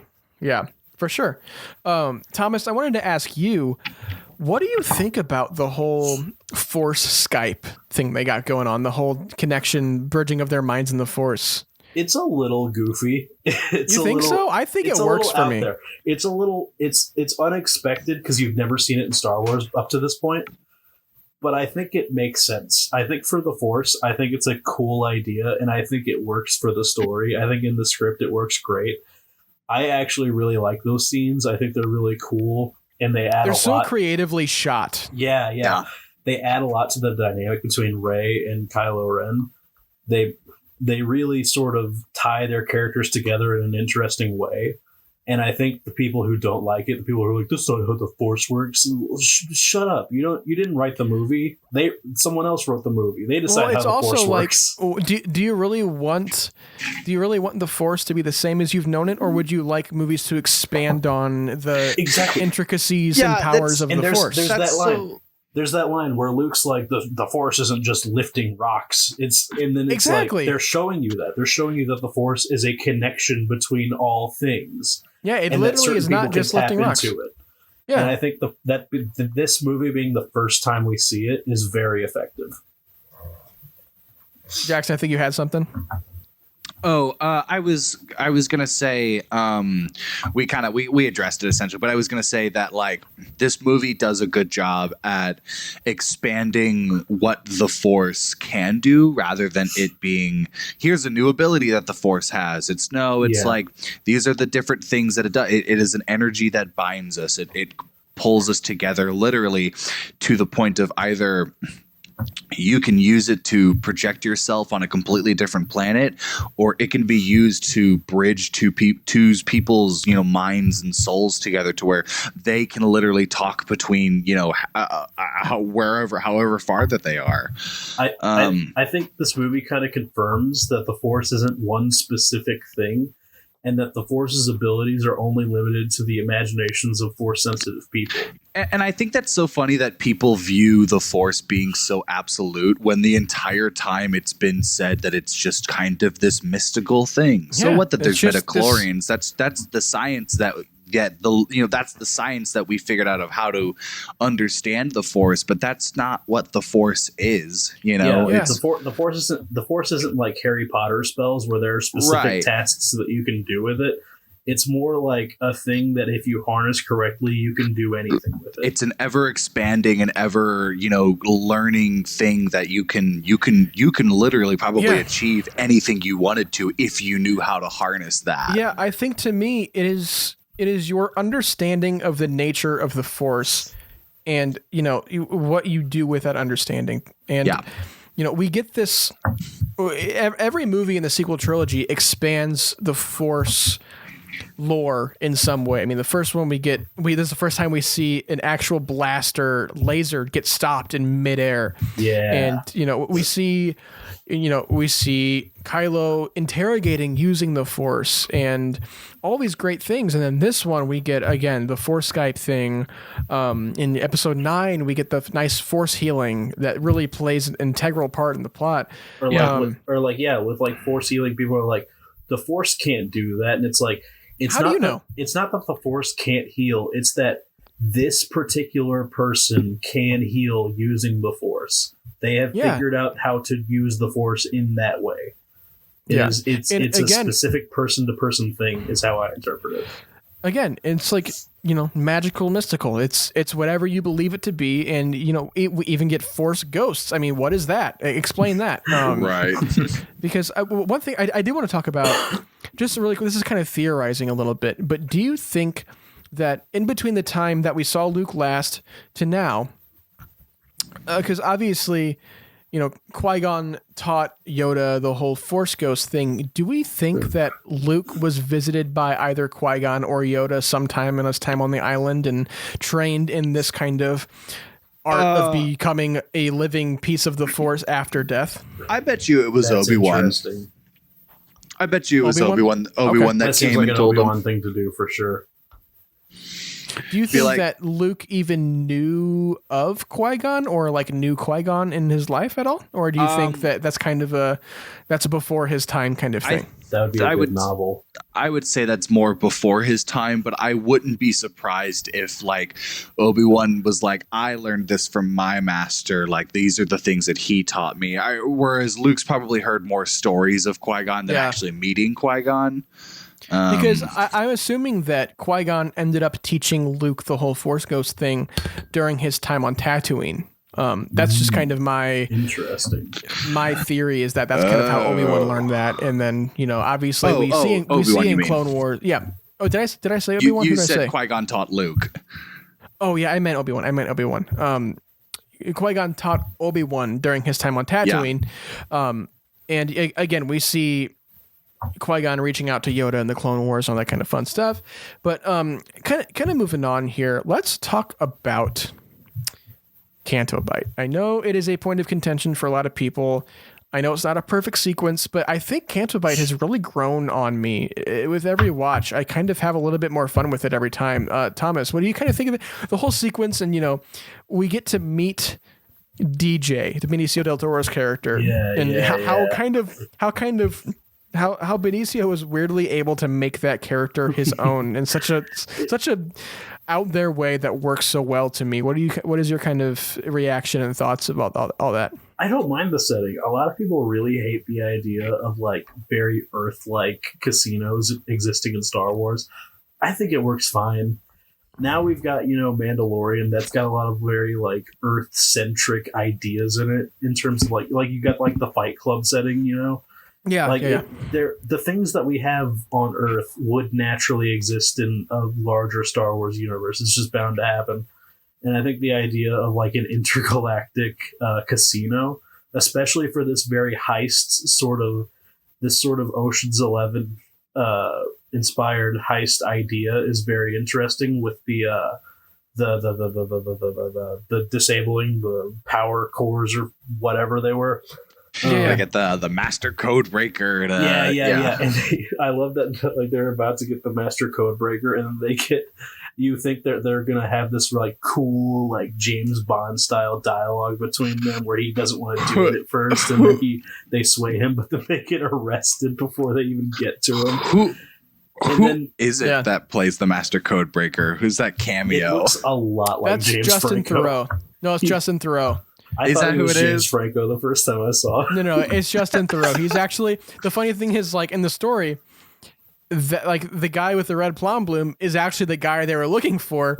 Then they get arrested, and then DJ is kind of like this weird great value version, like backup of a code breaker. It's so what's funny. the line Finn say? Did you find the code breaker? We found a code breaker. Yeah.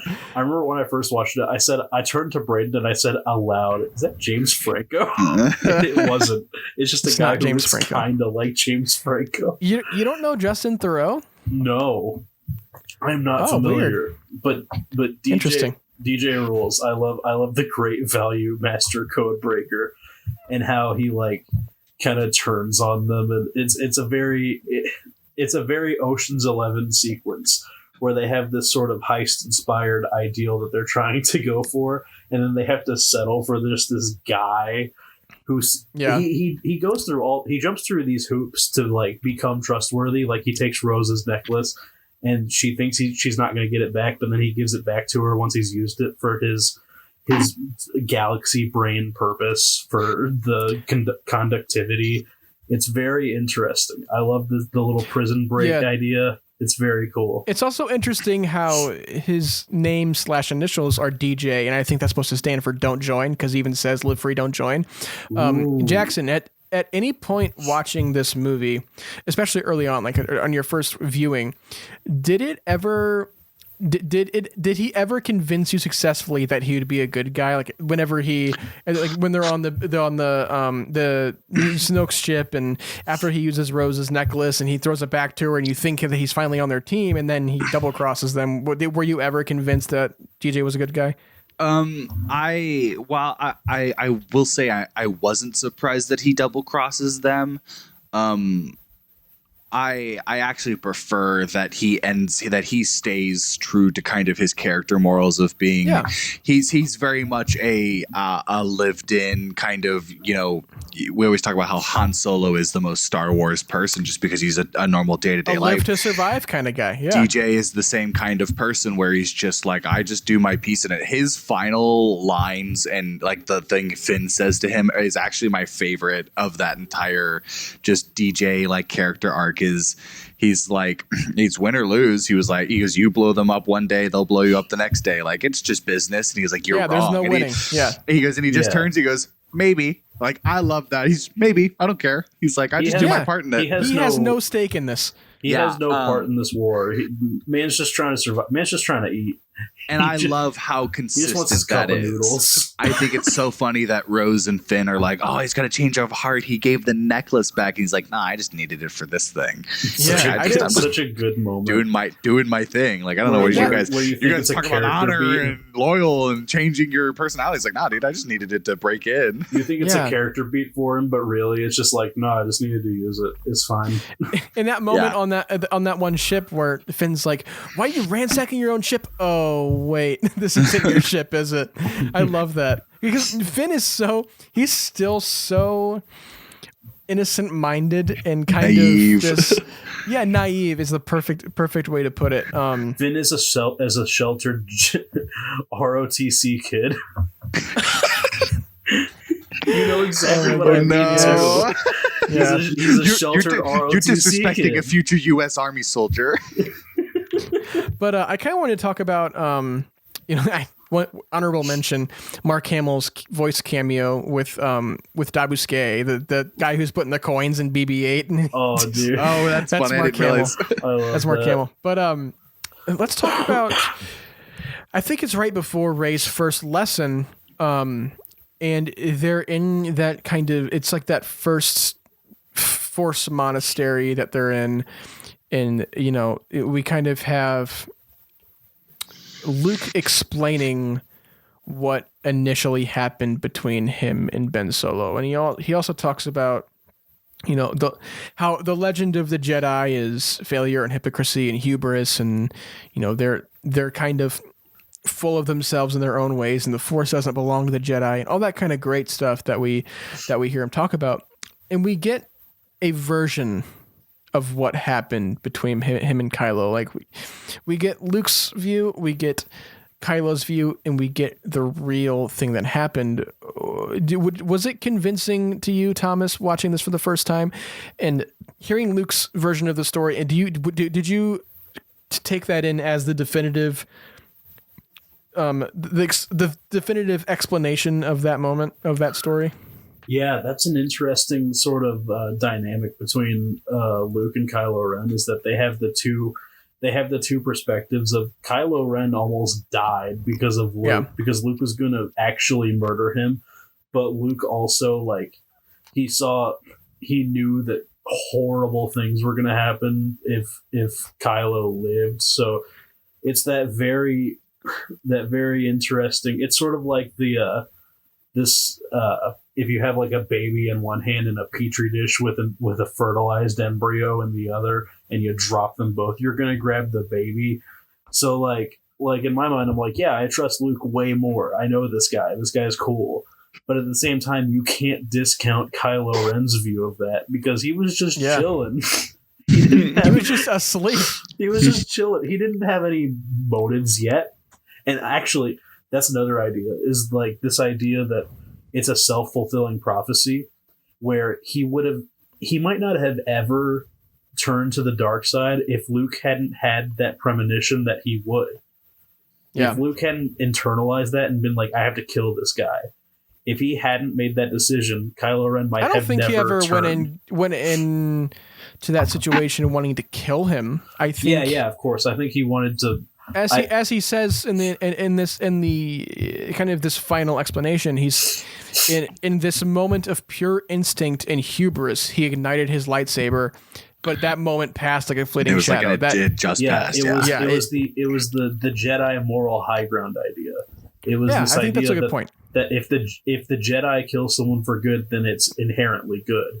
It was that idea that was inside him that he later knew was wrong, and that he kind of embraced for the moment. But now he's jaded because of that specific moment, because he realizes now that if he had never ignited his lightsaber, none of this would have ever happened. Yeah. Jackson, what about you? I kind of hold those same points. I think when it comes to like the two different sides of it, I think it's almost interesting that Luke doesn't he like lies to Rey about it just because he doesn't want to.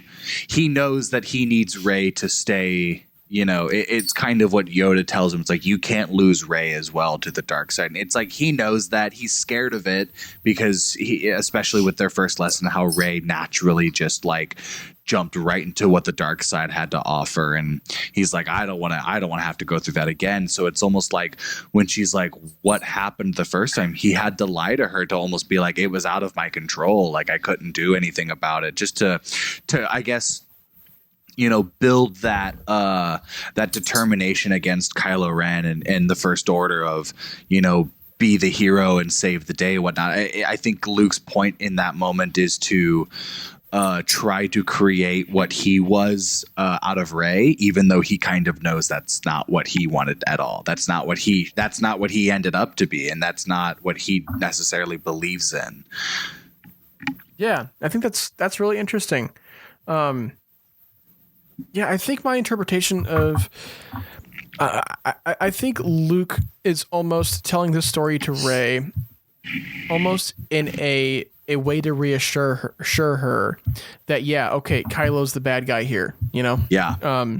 Trying to almost convince her that, you know, Luke is where he is because of what Kylo did, because of Luke's own self-doubt and, you know, regret and disbelief. I think that's almost, you know, it's a very slippery slope, tight rope to walk across for Luke. And you can tell he hates talking about it too. You can tell that, you know, this isn't something he's ever fully faced head on before. Yeah, for sure. I love that Luke's a bit of a bastard. They have him kind of bend the truth a little bit, and they have him, you know, kind of not want to be part of something greater for a bit. I think that's very interesting for Luke's character. And people who say that's not Luke, they changed Luke. Like, they just like don't get it. Yeah, they don't get how the events of Star Wars would change a person. Yeah, for sure. Kind of moving on here, you know, we're back on Canto Bight. We get that, you know, the fathier chase. We have the fathiers. Basically, looks like a big version of My Dog Murphy. Yeah, big old Murphs. Big old Murphs. Murphy boys. But I really quickly wanted to touch on the dynamic / relationship of Rose and Broom Boy. Broom Boy. I love Broom Boy. Broom Boy is so cool. Actually, I changed my mind about what I would do if I had the full reins on a Star Wars thing. I'd make a Star Wars Broom Boy movie. I'd make Broom Boy a Star Wars movie, a Star Wars story. Right, I'd make like a Broom Boy short film. I'd make like a short film about Broom Boy's adolescence. I think Broom that'd be Boy cool. miniseries. Yeah. Yeah. I like Broom Boy a lot. I like all right. This is kind of, I have a little bit of beef with the Rise of Skywalker. You do? A little bit. In that it kind of not retcons, but like Rian Johnson kind of introduced this idea that anyone could be a Jedi, and it's not a specifically genetic thing, specifically with Rey not knowing who her parents were, and that didn't need to matter. But then in The Rise of Skywalker, they specifically tie her to a family line that is Force sensitive, so it feels like they're kind of going back and making the Force like a genetic thing. And I like that Broom Boy in this movie kind of symbolizes that the Force isn't a genetic thing, and that he's just a dude who exists outside. It can be anybody. Yeah, he's just the kid who is Force sensitive, and he doesn't have any ties to any other Force sensitive people. I like that. That's how That's an interesting take. I don't know if that's exactly how I view what the Rise of Skywalker did with Rey's lineage and stuff. I don't think that's how it was intended, but I think that's how I can see how that's what you're interpreting. That's interesting, but yeah, I love that moment when she gives him the Resistance ring, and that kind of is what allows him, like, he's almost kind of meeting his heroes, but it's actually living up to his expectations, and he's kind of like, oh dude, these guys are awesome. He's meeting his heroes before they are his heroes. Like, you get the sense that he's going to realize later that this was very important and he didn't know at the time. Yeah, for sure. And again, we get that really great, powerful moment where Luke goes out at night and reaches out through the Force to Leia and ends up waking up Leia. And I just, gosh. It's such a good moment. It's so powerful. And the way, again, we talk about lack of sound and music and almost the lack thereof in this movie is well done and well executed and utilized. It is so great. But one thing, this is a big thing I wanted to talk about, and something that I hear a lot of different takes on, and I think a lot of the time this line is very, very misunderstood. And I wanted to get you guys' take on this line. But during one of the interactions between Rey and Kylo says, "Let the past die, kill it if you have to."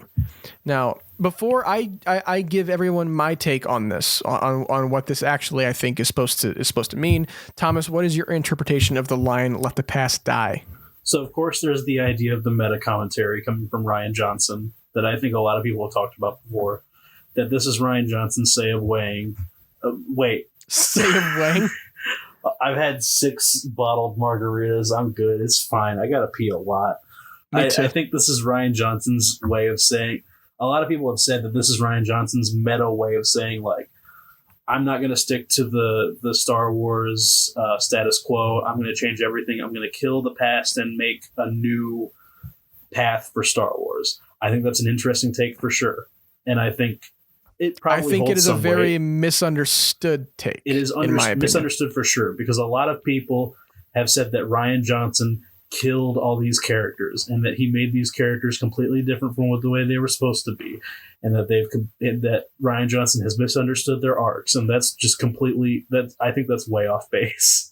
I think it completely misunderstands. I think you're completely missing the point if that is what you got from that line. Exactly. And like, that line means so much, I think, in the conflict between Jedi and Sith. I think the way that, obviously in story, the way Kylo Ren means it is like the war between the light side and the dark side has gone on too far. What if we just had the Force be a thing? Like, what if it was just a neutral thing that nobody had, that there didn't have to be a war over, and that it didn't have to be a huge deal? I almost, in a way, I've asked you before. I messaged you before, and I was like, are Grey Jedi canon? It seems almost like in this moment, Kylo Ren is trying to make Grey Jedi canon.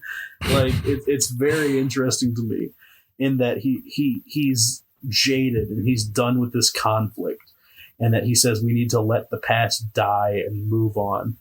And you can tell that the way he's going at it from is a way that is the view that he has of the Force is a view that is still, even though he is disillusioned with the Sith, it is inspired and informed by growing fond of the Sith and growing so close to them.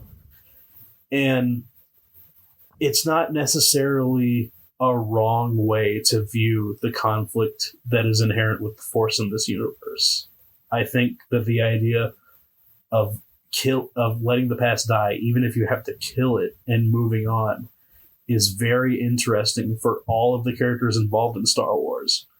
And I think that the only right way to interpret it is that means something completely different to every character, and that means something completely different to everyone who could have been involved in Star Wars, including Rian Johnson. And people are like, oh, that's Rian Johnson's way of saying that he made all of our favorite characters suck because he wanted to make new, cooler characters. And that's not what it means at all. No, not even a little. It's a completely different thing. It means we need to introduce new and interesting arcs. Yeah, see, I don't even know about that. But before I go on my middle mini spiel, Jackson, what's kind of your interpretation on let the past die, kill it if you have to, that kind of thing? I also agree that it's Kylo being tired and finished of just this constant conflict. Is he just wants to be able to, he wants to force this, like, no pun intended. Yeah, right. This fresh start. And like, in all honesty, I bet you, like, if Kylo had the ability just to like big boom this galaxy of just like big bang, like the galaxy, and just literally make everything start from scratch. It's just like, he's like, everything just needs to die. He's like, and not in a bad way. It was like, so life can grow from that. But everyone else is like, no. There's too much around now. There's nothing. You can't just kill everything off like that. And Kylo Ren's like, no, kill everything, start fresh, because the only way you're going to be able to progress in a way that you want is to start complete. It's kind of like the Thanos theory, the Thanos ideology of like, instead of doubling the resources, wipe out half the population. Yeah. That's my interpretation. Yeah, that's a really interesting take. I like that a lot. I think that what Rian is basically doing here is giving Kylo this kind of flawed perspective, and this perspective coming from a place of hate, in a place of loathing, of, you know, I don't really care what happened in the past. Leave that there. Kill everything else if we have to, like you guys were saying, and build up something new. But I think that we're meant to look at that as, you know, you can look at the past and respect the past, but don't be stuck in the past. And we get that sense a lot throughout this entire movie of these characters being stuck in the past, whether it's Luke, whether it's Rey, whether it's whoever. And I think that we're meant to look at this as, you know, you can respect what has come before. Don't let the past be a driving force. Yeah, and learn from the past. But use what you know from the past and what you've learned from the past. Use that to move on, and use that to build yourself and better yourself, rather than just killing it and, you know, starting fresh. That's not what you want to do. You want to use what you've learned and respect what has come before you, and the choice that you make and what to do with what you've learned is what matters. And it's not, you know, it's not this big, you know, kill the past because I hate Star Wars and I'm going to make my own Star Wars. It is not that. And I think that is a very flawed, misunderstood way of thinking. And I don't necessarily agree with that. And I think that if that is what you got from that, I think you're just misinterpreting it. And I mean, this is, again, all my opinion. If you interpreted it that way, you know, more power to you. Cool. But to me, I think it is much more deep than the surface level. I think it moves me personally on a much bigger level than, you know, just we got to kill the past because I hate Star Wars. That's not at all what that's saying. Yeah. But I think I'm off my soapbox. I think a lot of people who interpret that line wrong think that Rian Johnson wants you to believe that Kylo Ren is the protagonist. Yeah, I don't know. It feels like when people are like, oh, that's like a meta commentary on how Rian Johnson wants to destroy Star Wars and remake it in his own image. It's like, that. How could you possibly think that? You're not supposed to sympathize with Kylo Ren. He's in the wrong. Like, you're clearly supposed to think he's in the wrong. Like, that's not a secret coded message. If you're sympathizing with Kylo Ren, and even if you're watching the original, even if you're watching like the original trilogy prequels, and you're sympathizing with people like Palpatine and Vader and that kind of stuff, you are watching this for the wrong reasons, pal. I'm sorry. Like, he's clearly supposed to be the bad guy, and he's supposed to be the bad guy for a reason. His worldview is flawed. That's not what that line is not what the director wants you to walk away with. It's supposed to be inherently flawed. Yeah. We're kind of getting close to time here, but I want to just touch on a few more key points for this movie. We'll kind of bounce back and forth for each moment, but Jackson, we'll start with you here. What is your take on the mirror cave and this revelation that that Rey has of she wants to see her parents and she's sitting there like, come on, show me my parents, and it's just her. What do you think?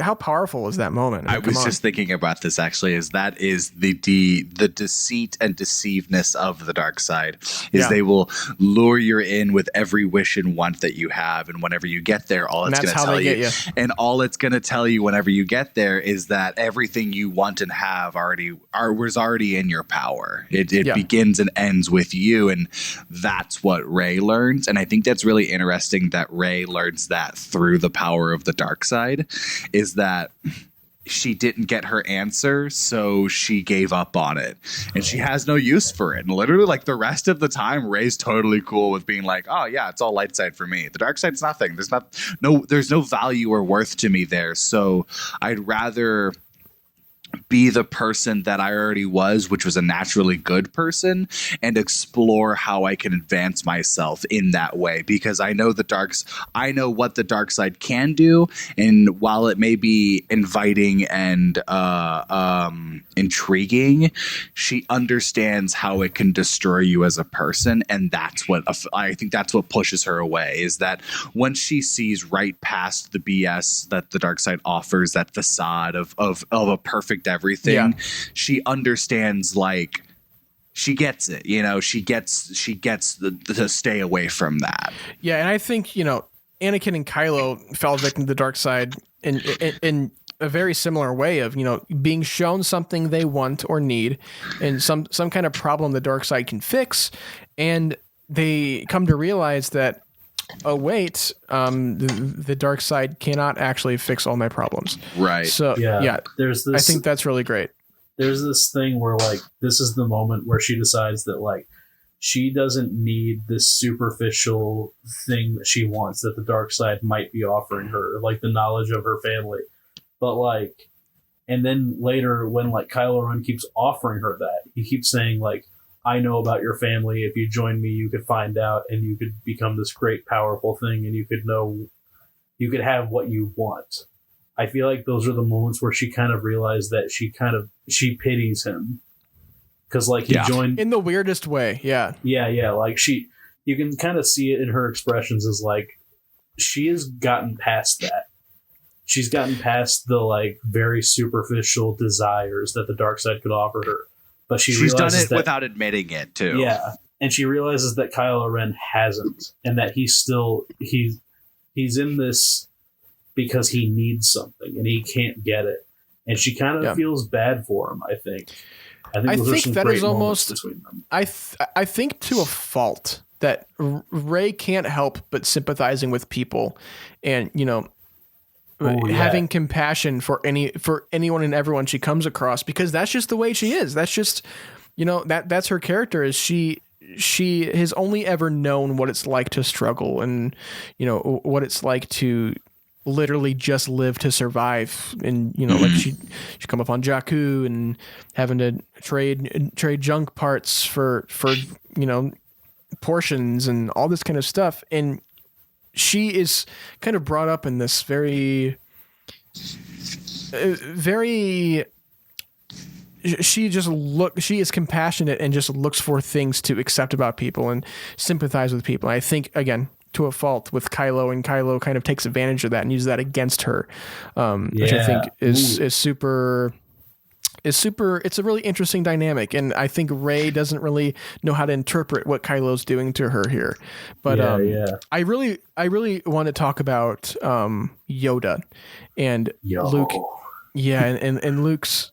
It kind of makes you think that Luke and Yoda have not communicated since the OG trilogy. So it kind of, I don't know. It leaves it up in the air a little bit. Luke's also been disconnected from the Force for how many years now, that I would also say that he obviously hasn't spoken to everybody. So I would think, like, when Luke was in his heyday and he was Grand Jedi Master Luke, and he was teaching his own student, I bet you he was still connected with other Force spirits. I bet you Obi-Wan and Yoda are the ones that taught him how to be a Force ghost, and he would go in times of meditation.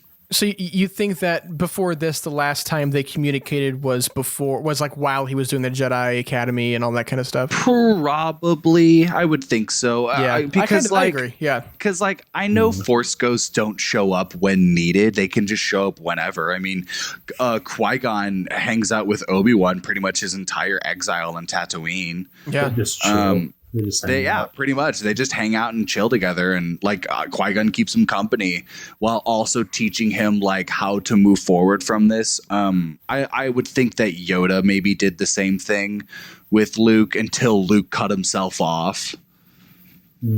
Interesting. Yeah. I don't love that idea that there's like no greater meaning to a Force ghost showing up. They don't show up for any particular reason. They show up when they're bored. Yeah. They're just bored. Yoda popping into my apartment like, Time's irrelevant to them, so I bet you he's like Yoda just shows up. The good place you are. For sure. Obi-Wan like bursts through the door. He's like, I just was in a millennium-long ping-pong game with Qui-Gon. I don't want to talk about it. God, that's so good. I want to talk about the throne room scene and the great. Yes. I think one of the greatest moments of cinematic history is in the past probably 10 years is Snoke's death and one of the greatest twists. And it's unironically an amazing moment. Yeah, it's such a powerful moment too. But Thomas, we'll start with you. Just give us your overall thoughts on this whole sequence in the throne room with Snoke's death, and then we get the big fight with all the Snoke's guards. It's specifically when Snoke is like taunting Rey, and he's describing what Kylo Ren is doing in his mind. But unbeknownst to Snoke, Kylo Ren is using the Force on him instead of Rey. It's almost like Hitchcockian, how they're like these unknown layers to certain parties of different layers of thought. The visual double meaning. Yeah. Kylo is doing something. He's made his decision and he's going to kill Snoke. And he's doing all the things that Snoke is describing. And he's doing it in such a way that Snoke is picking up on the action, but not the intent. And that's super interesting that he has the mental fortitude to do that. And he has the intelligence to outwit Snoke in such a way. I think that's really interesting. And how Snoke is like, he's turning the lightsaber, and he's using the Force to turn the lightsaber on Snoke. And it's not like he's misinterpreting. It's not that Snoke is technically right the whole time. Yeah, right. I was saying it's not like he is. He's absolutely misinterpreting that, but I think that Kylo's doing that on purpose, as he's trying to make Snoke think that, I'm going to turn the lightsaber, and I really have these feelings if I'm going to destroy my true enemy. But Snoke read that as his true enemy is Rey, not Snoke. Yeah. It's this great moment where Kylo Ren has fully realized his arc for the movie. This is the climax of Kylo Ren's story for the movie. He's made his decision. This is what he's going to do for the remainder of his character. Yeah, and he's also skilled and intelligent enough to fool Snoke through it. I think it's so interesting, and it's a great moment where he activates the lightsaber and stabs Snoke, and Snoke looks so surprised because he thought he had the whole thing figured out. And Snoke kind of reacts how we react in the audience of, you're like, crap. Yeah, you're like, I didn't think that would happen. Snoke I remember the entire audience, whenever I saw this in theaters, everybody just audibly gasped. Oh, yeah. When that happens, just audible gasps. People cheered in ours when they turned to fight. When like the slow-mo shot of them turning, people cheered. The shot where the lightsaber comes forward and Rey's arm comes up and catches it. That's the golden moment of this scene. It's so good. The synchronism, the in sync with Justin Timberlake between Kylo Ren and Rey in this scene is so good. How they're like connected and they just know what's going on, or at least Rey thinks she knows what's going on in Kylo Ren's mind. She thinks like, oh, he's joined me. He's chosen me over Snoke, and he's going to join our side. But then at the end, you get this haunting, heartbreaking moment where he's like, no, I'm not joining you. I'm just doing the dark side my own way now. It's so good. Also, the fight choreography is fantastic. Yeah, Really we could cool. do a whole 2-hour podcast on just that whole fight scene, but It's unfortunately, such a good scene. That's like my favorite scene in Star Wars. yeah, unfortunately, we're getting kind of low on time here. But I kind of wanted to move on to, kind of Holdo's sacrifice, and and this is the first time we see the hero saber, the Skywalker saber, whatever you want to call it. It gets destroyed in this whole right before this sacrifice that Holdo makes. And I think, to me, the destruction of that saber, I think it is meant to, it is not a let the past die, kill the past thing. I think it's more, breaking under the weight of its own history. And we see the memes on Facebook of the Youngling Slayer 9000, and it being this lightsaber has a history, and that's life, that's how things happen. Like things with really big sentimental value get destroyed, and the dyad and the Force, Rey and Kylo, are the ones who initially ended up being the end to the Skywalker saber. But Jackson, what do you kind of think of Holdo's sacrifice here in this great moment of the silence? Just the loudest moment of this movie, I think, is just the silence of the Raddus splashing through that Snoke ship. It's my favorite shot in the movie is when she first hits it. And I love the after sound it makes, that weird it's a cry, it's got the with it too. Yeah. No, I actually really like how the Holdo maneuver becomes this big known thing within the universe. Is Admiral Holdo sacrificed a big sacrifice to stop this fleet, and destroyed an entire fleet essentially, and left one ship capable. And I love it how, because the entire movie she's been this kind of stern. She's been really kind of rough with Poe Dameron. She won't tell anyone kind of what the plan is. And you learn there's a reason for it. And even then, the plan you do learn is they're going to run. And then there's that little bit of dialogue with her and Leia. And it's kind of okay, well, Leia obviously knows who she is and what she's capable of. She must be. She's the one who essentially appointed her to take over in Leia's absence. And I love that you see everything that you needed about that character with her one sacrifice of just I got to do what I can. And even with the rest of my fuel, I'm just going to battering ram into it. And I think that's why you cast Laura Dern too. Yeah. I loved it. I think it's such a heartfelt, it's just this very overwhelming moment that when she does it, and you're just the initial shock of what she's done and just that visual of just the cut through all of the ships. I love that. It just was very I get chills talking about it. Just I remember being in theaters being whoa, the weight of all of that hit me instantly the second it happened. Yeah. One thing I did want to ask you, Jackson, how many times did you see The Last Jedi whenever it came out in theater? In the theater? It took me a little while to see it. I was a few weeks late when it came out, but I saw it with my aunt and uncle, and I think I was in town for the weekend, and I came home. We watched Force Awakens at their house, and midway through it, she turned. She was like, "Do you want to do anything after this?" And I was like, "I don't know." And she was like, "Cool, I bought us tickets." And I was like, "Perfect." That's I was awesome. like, "That works great." And we went to go see it. And nothing beats the excitement of leading up to going to see a Star Wars movie. Yeah. Oh, it's such a great. I've only ever done it once with The Force Awakens. The Force Awakens, and it was such a big moment for me. Yeah, I was I'm an adult now. I'm going to see a Star Wars. I saw The Last Jedi. So I don't know if any of you listening remember or heard about this, but there was a very controversial service called Movie Pass. I had Movie Pass. Yeah, back in 2017 was at its height, and it was $10. It was $10 a month, and you got to see a movie a day for the entire month. You got to see one movie a day, which was I think the best business wise is the worst. You're not making a profit at all. You're not making a profit doing that business. But I used that probably about 6 or 7 times specifically just to go see The Last Jedi a bunch of times because I knew that. Once it's out of theaters, I'm probably never seeing this movie in a theater again. And I remember, going opening night.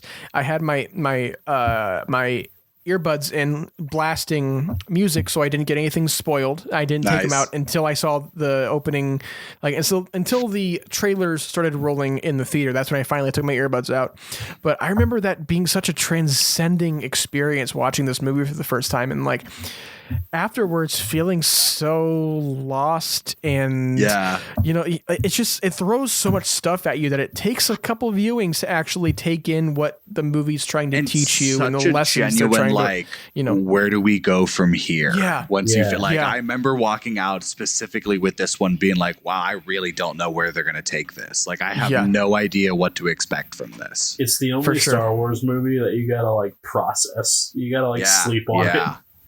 Yeah, and I think that's probably how a lot of people felt as well with Empire, which unfortunately none of us got to experience in theaters, but I can only imagine. Invent time travel just to go see it, see all of the original trilogy in theaters. Yeah. Well, let's talk about, just an honorable mention. We have that really great fight between Finn and Phasma, and Phasma's death, I think is actually a really great underrated moment in this movie. But just for time's sake, let's kind of get to the big climax of the film, the battle on Crate. The Resistance is kind of mounting this desperate escape and trying to flee from the First Order, and they just can't. So they have to go to this old this old rebel base. What do you kind of think of, Thomas, the events on Crate? And the First Order is just in such heavy pursuit of the Resistance this entire movie. What do you think of the initial battle on Crate, and then we get Luke finally showing up as this Force projection? The initial battle is so reminiscent of a war movie your dad would watch. It's so they're pinned down. It's very World War II movie. They're pinned down. It's very All Quiet on the Western Front. Yeah. Yeah, and they got the AT-ATs and it's a whole thing. It's the guerrilla walkers and yeah. And then Luke shows up, and also the great moment where I feel like the moment where fully Luke has embraced his legend status and is deciding to indulge in it a little bit is when he does the little that's a Mark Hamill move right there. That is a Mark Hamill move. It's that Mark fun. Hamill was on set and he was like, "Hey Ryan, do you mind if I just do this little move right here?" Yeah, that's the moment that Luke Skywalker decides all right, he's I'm just messing around with these guys to let people escape. I'm gonna have some fun and indulge in this legend status I have a little bit. I'm gonna have a little bit of rock star fun. That's such a good moment. I love does that the shoulder so rub, much. And that's the moment where Rey. Also, I love the idea of this buildup of Luke keeps saying it's not just moving rocks, and Rey eventually internalizes that, and she goes, "It's not just moving rocks," and then she has to move rocks. And that's what the Force means in that moment is saving her friends by moving some rocks. Yeah, I think that says a lot about the Force. It boils down to whatever the Force means to you in that moment, in whatever moment you're in. Exactly. It's no one specific thing, but you also can't rule out any one specific thing. It's very interesting. Also, the weird fox creatures, I could have done without them. They're fine. But the I thought they were cute. The crystal foxes, they're cute. They're fine. There's nothing wrong with them. It's just a little weird that they're there. But I love also totally just my own thing. I'm really sad that Poe and Finn didn't kiss each other on the mouth a little bit. I'm a little sad that they didn't just caress each other's faces little bit and give each other a little sloppy kiss on the mouth a little bit. That's my own hang up, though. I don't think that's Rian Johnson's fault. But I feel like how dare you, Rian Johnson? I feel like Poe and Finn have a great bromance, but it could have been a romance. You know what I'm saying? It could have been a romance. Anyway, Luke's standoff with Kylo Ren in that moment is so good because that's when Kylo Ren fully embraces. That's when he fully becomes a real shithead. Yeah, and just before that, when he sees the Falcon and he's like, "Blow that ship out of the this guy. Oh my god, it's so good. I love that. That's when Rian Johnson is really. That's the moment where he's really for sure holding you. He's grabbing you by your shirt collar, and he's like, "This is not Darth Vader." Yeah, he is not being redeemed this time. This guy's just an asshole. I love how everything in the Battle of Crate is almost designed to ridicule Kylo. It is designed to like instigate his rage, which was it's his folly. It's his fault in this, is he's trying so hard to move past it, but his rage, he gets so angry at just the past, at just everything that he's had, that it pulls him back, that he's uncontrollable to it. And it's that final fight with him and Luke of he's just bewildered. He's just hacking and slashing, and he's just so destitute of, I'm gonna end the Last Jedi. I'm gonna prove everybody right. I'm gonna cause this huge. I'm going to blow Luke Skywalker up with every single weapon that I have available.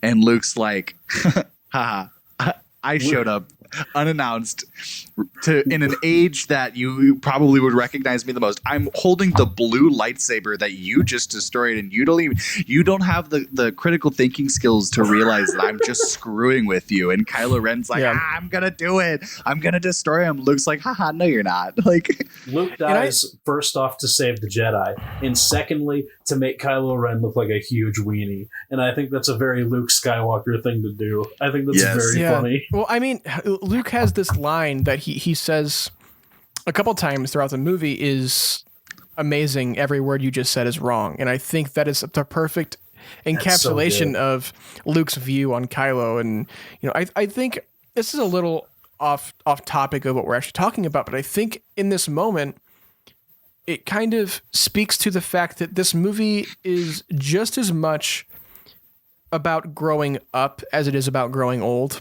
Yes. And I think that kind of speaks to Luke as a character and kind of realizing that it's his time, so he has to make the sacrifice to save the Resistance.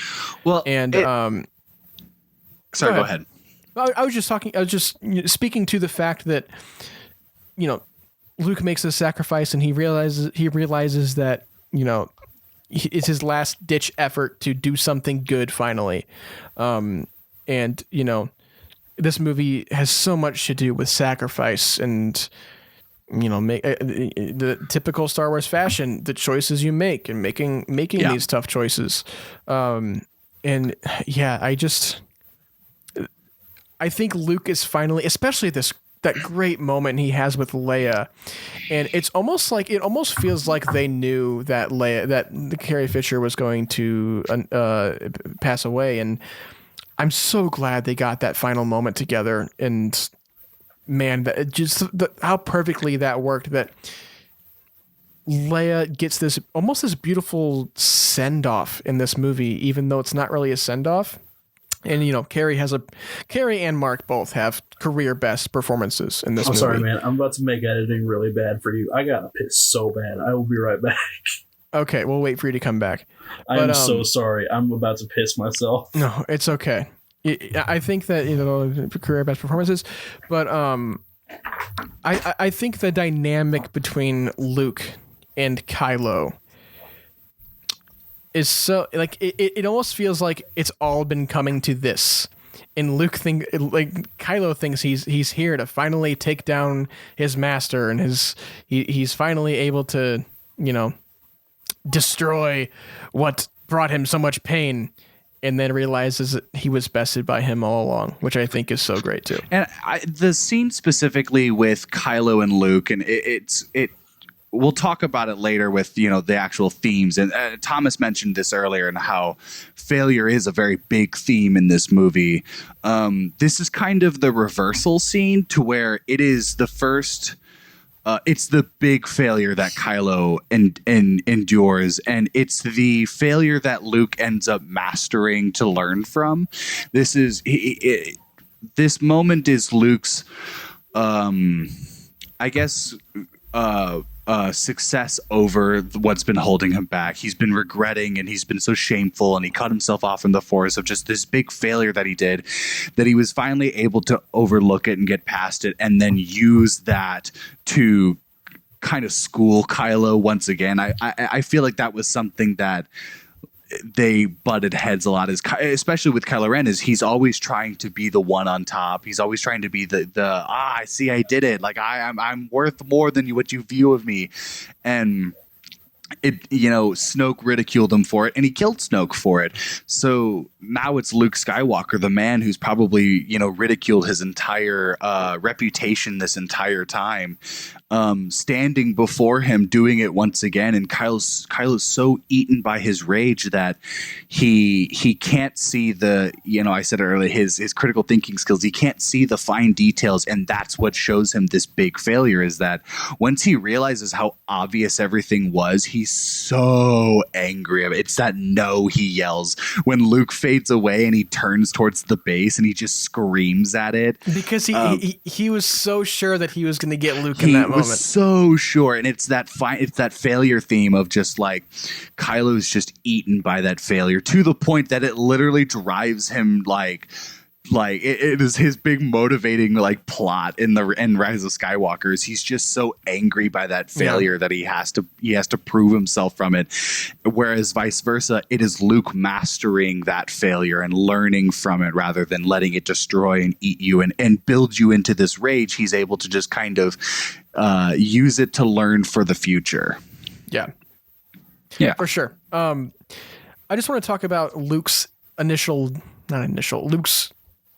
inevitable death here, because I think this was just for me. I think that I did kind of see Luke's death coming, especially when it was revealed that is actually a force projection of Luke. And we kind of knew something was off whenever he had the darker hair with the haircut and his goatee was all perfect, and it just didn't look like Luke. So I kind of had this inkling that, maybe this is Luke's kind of final send off, which I was right. And what do you kind of think of, Luke's death here and the legacy he's brought to the galaxy? I mean, especially with his basically his final send off line besides "See you around, kid" is "The rebellion is reborn today. The war is just beginning, and I will not be the last Jedi." And I think that line makes me cry every time. Just the power of the moment and how much that moment moves me is so great. But Thomas, what do you think about Luke's death and his legacy for the galaxy here? That's such a great moment where Luke dies, because it ties in so well with the whole rest of the movie. Yeah. In that we have these themes of failure and how failure often means death. And in this case, Luke wasn't killed by his failure. He was demotivated by his failure. His failure in the past made him want to stop aligning with the Jedi and want to stop trying. And then in this moment, he gives his life for the future of the Jedi. And I think that's very interesting for his arc for this movie. I think that it completely recontextualizes who Luke is, because, in the past we had, he's the perfect hero. He's the protagonist. He does what is good and he always wins and he comes out and he lives. He's like the storybook hero. Yeah. Yeah. And now we've got these characters who are becoming disillusioned with their heroes. And we've got Rey and the rest of the rebellion sort of realizing, they see Luke do this great heroic thing with his force projection, but then it disappears and they all kind of find out that he dies, I guess, from Leia sort of feeling that he dies. Well, Rey feels it too. Yeah. Because Rey's like, I felt him kind of drift off from the Force, but it was with a sense of peace and purpose. It wasn't suffering and longing. It was this sense of acceptance and peace, which I think is so beautiful about the end of Luke as well. And Jackson, what about? Oh, sorry. Go ahead. Just real quick. Luke's death makes him. It takes this idea that Luke is this great legend who can do no wrong, and it kills it. It puts it in the past and it kills it, because Luke is just a guy who is capable of doing good things, and he decides with his final moments to use his sensitivity to the Force to do a good thing for the future of the Jedi, and he dies. And heroes aren't supposed to die. And people are kind of realizing that he was never this great hero. He was just a good person. I think it's a great poetic moment for his character. Yeah, I agree. That's really great. Jackson, what about you and your kind of thoughts on the death of Luke Skywalker here? I remember sitting in theaters and I really think with his death overall, I really appreciate that Luke got a peaceful death.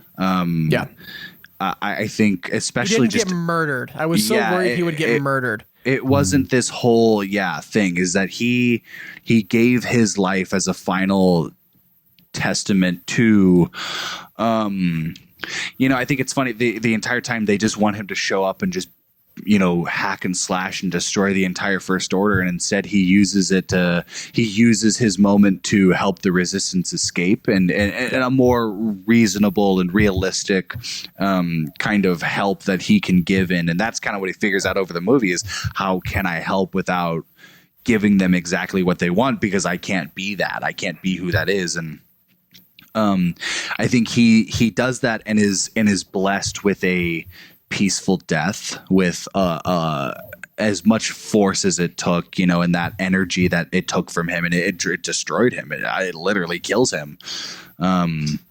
Luke Skywalker deserves that, that peacefulness, that closure to himself. Yeah, and it's such it is such a testament to how powerful Luke really is, because this is kind of Luke. He is across the galaxy. He is light years away, and he's able to conjure up this much force power to project a physical presence on another planet. It's just mind-boggling, and it again goes to show the development of the use of the Force and what the Force is capable of as well. And there are so many people who are like, they made Luke weak. They made him not as cool as he was before. It's like, this at that point, man, just shut up. This force projection that he's doing is probably the most impressive thing anyone has ever done with the Force in universe. It's absolutely insane. Have you ever seen kills him. Have you seen the Twitter? I remember like Twitter beef back in the day when people called Rian Johnson out for, you invented force projection. That's not a real thing. And Rian Johnson responded with a video of him in his home, and it's him walking to a little bookshelf, and all of a sudden it pans up and it's the sacred text, and he pulls one out and he opens it, and in the notes and shit it says like force projection and like how to do it and how to cause it. And everyone's like, oh, okay, sorry. I'd be like, oh, okay. You do know what you're talking about. I'm sorry, Ryan. But I just want to talk about how wonderful the ending is of this movie and how it leaves you on such a sense of hope for the future of the galaxy. I mean, we kind of have it almost feels like a fake out ending when the Falcon is full of like the last 12 or something of the Resistance members. Right. Yeah. Oh and my God. it speeds off into hyperspace, and you're like, all right, roll credits, and then it cuts away back to Canto Bight with the kids, and they're sitting there, and they're sitting there just like talking about the legend of Luke Skywalker and how cool it is that he did this. And like, you can see that the word is already getting out in the galaxy that Luke did this awesome thing. And then, we get Broom Kid, and we get this sense of there's more people out there that are capable, and more people out there that have this sense of being in tune with the Force and being able to use that power for good. And I think that this film does such a great job in leaving you with a sense that, there's hope for the galaxy. It's not as dire and depressing as The Empire Strikes Back in that sense. I think that this leaves you on it leaves you on such a high note, and I think it's really deserved as well, I think. So, Thomas, what do you kind of think of the ending and where this left you? Broom Kid works so well as an ending to this movie. It's such a cool like callback to earlier on that you weren't expecting, and it makes so much sense that we have this implication in this boy, and he symbolizes the idea that the Force is not specifically for these specific people, and that the Force is just a good thing that anyone can harness for the good. Force is for everybody. Yeah. Mm-hmm. The Force is this thing that anyone can do whatever they want with, and if you want to do good with it, that's the best possible thing you can do. Yeah. And I think that Broom Kid, I hate that we just keep calling him Broom Kid. That's Jeremy. I don't know if he has a name. His name is Jeremy. I think he has a canon name in the visual dictionary, but I can't remember it right now. I'm going to call him Jeremy. I think that Jeremy symbolizes this great idea that anyone can be a Jedi. And I think that's a thing that Star Wars needs. I think that's an integral theme to Star Wars. Do you want to know what his real name is? Tamiri Blag. Nice. My man's name is Jeremy. To me, he's going to be Jeremy. Many of you may simply refer to him as the Broom Boy, and I was like, yeah. I would love like a short film or something starring Jeremy in his like adolescence, learning to harness the Force and like be a good guy. I love that. I love that idea. Actual fun fact: his grandfather is Dexter Jetster. Oh my god! What the heck? Yeah, man. What the heck? Fun piece of trivia there, and I think Much to think about. His cousin is actually Yaddle. So wow, what do you know? Yeah. Isn't that crazy? It's a great piece of trivia. But Jackson, what do you think of the conclusion to The Last Jedi and where it kind of leaves us off going into Episode 9? I said it earlier. I remember leaving being like, I have no idea where this is going to go and just where are they going to take this. And it's interesting seeing how all of that actually did play out and where the story ended up going. Especially with just how they really did have the entire ball in their court and just, could have done whatever they wanted. And, I think The Last Jedi ending with Broom Boy really solidifies that point that it can be anybody. Yeah. And I think that was kind of Rian Johnson's statement with Rey. I think I guess only between him and J.J. Abrams of kind of their interpretation of Rey is I think Rian Johnson's was it's anybody. He really kind of solidified your parents were nothing. It's Kylo's line. You're from nothing. You're nothing. You're nothing. Yeah. Your parents were junk traders. Yeah, like that's not true. It's you may come from nothing, but you are nothing. That's not true. Is you can be whoever you want to be. You can do whatever you want to do, and that's it's shown with Broom Boy meeting his heroes with Rose and Finn, and seeing the Resistance ring and helping out and helping release the what are they Fathiers? Yeah, Fathiers. And then we learn he's Force sensitive. He knows how to harness and use that to. He has the ability to be something great, and I think his interaction with Finn and Rose is what lit that spark. Is what lit that fire in him to be somebody. Yeah. It just goes to show that even if you're just a little guy who sweeps up big old weird horse doo-doo, you could. If you could be good. I think that's the central theme of the movie. No, but kind of speaking about themes, kind of the last little topic I wanted to talk about here before we say goodbye to everybody. Thomas, what are some just important themes and lessons you take away from this movie that kind of move you and just things that jump out to you when it comes to theme and thematic details in this movie? The big ones to me are that failure doesn't have to be a bad thing. That failure can be something that motivates you and informs you and moves you forward. And that failure is something, the gut feeling you get from failure is something that you have to get over in order to really understand what the failure taught you. Yeah. I think that's a very important theme of this movie. It's what all the main characters learn. It's all their main arcs is that they either learn from failure or they continue to sort of wallow in self-pity. Those are the big arcs of how failure works with the characters in this movie. And then the other one is again with Broom Boy, with Jeremy, with my sweet baby boy. How little guy. Yeah, little guy. My sweet little guy. How the Force good does not have to be genetic or something that you're born with. It can just be something that you aspire to. It can just be something that you come into contact with one day. It's something that can be learned. Yeah, it's something that can be learned. It's something that you can, on your own, acquire. It doesn't have to be something that is already with you when you're growing up. You can learn to be good. You can learn to do great things, but it's not something that has to be predetermined. That's what Broom Boy is to me. That's what Jeremy is to me. Yeah. Those are the big things that I take away. And I think we see that again with Rey in The Rise of Skywalker, and we learn her lineage that she is in her genetics, she is not, her bloodline is not a good bloodline. Jackson, kind of bouncing it over to you. What are some major themes that kind of stuck out to you watching The Last Jedi? Failure is just the main one. That is the one that, like, watching Last Jedi, that is the big lesson that I learn is failure and just moving forward and learning from that. I think I will kind of encapsulate that with my also favorite quote from this movie, which is from Yoda.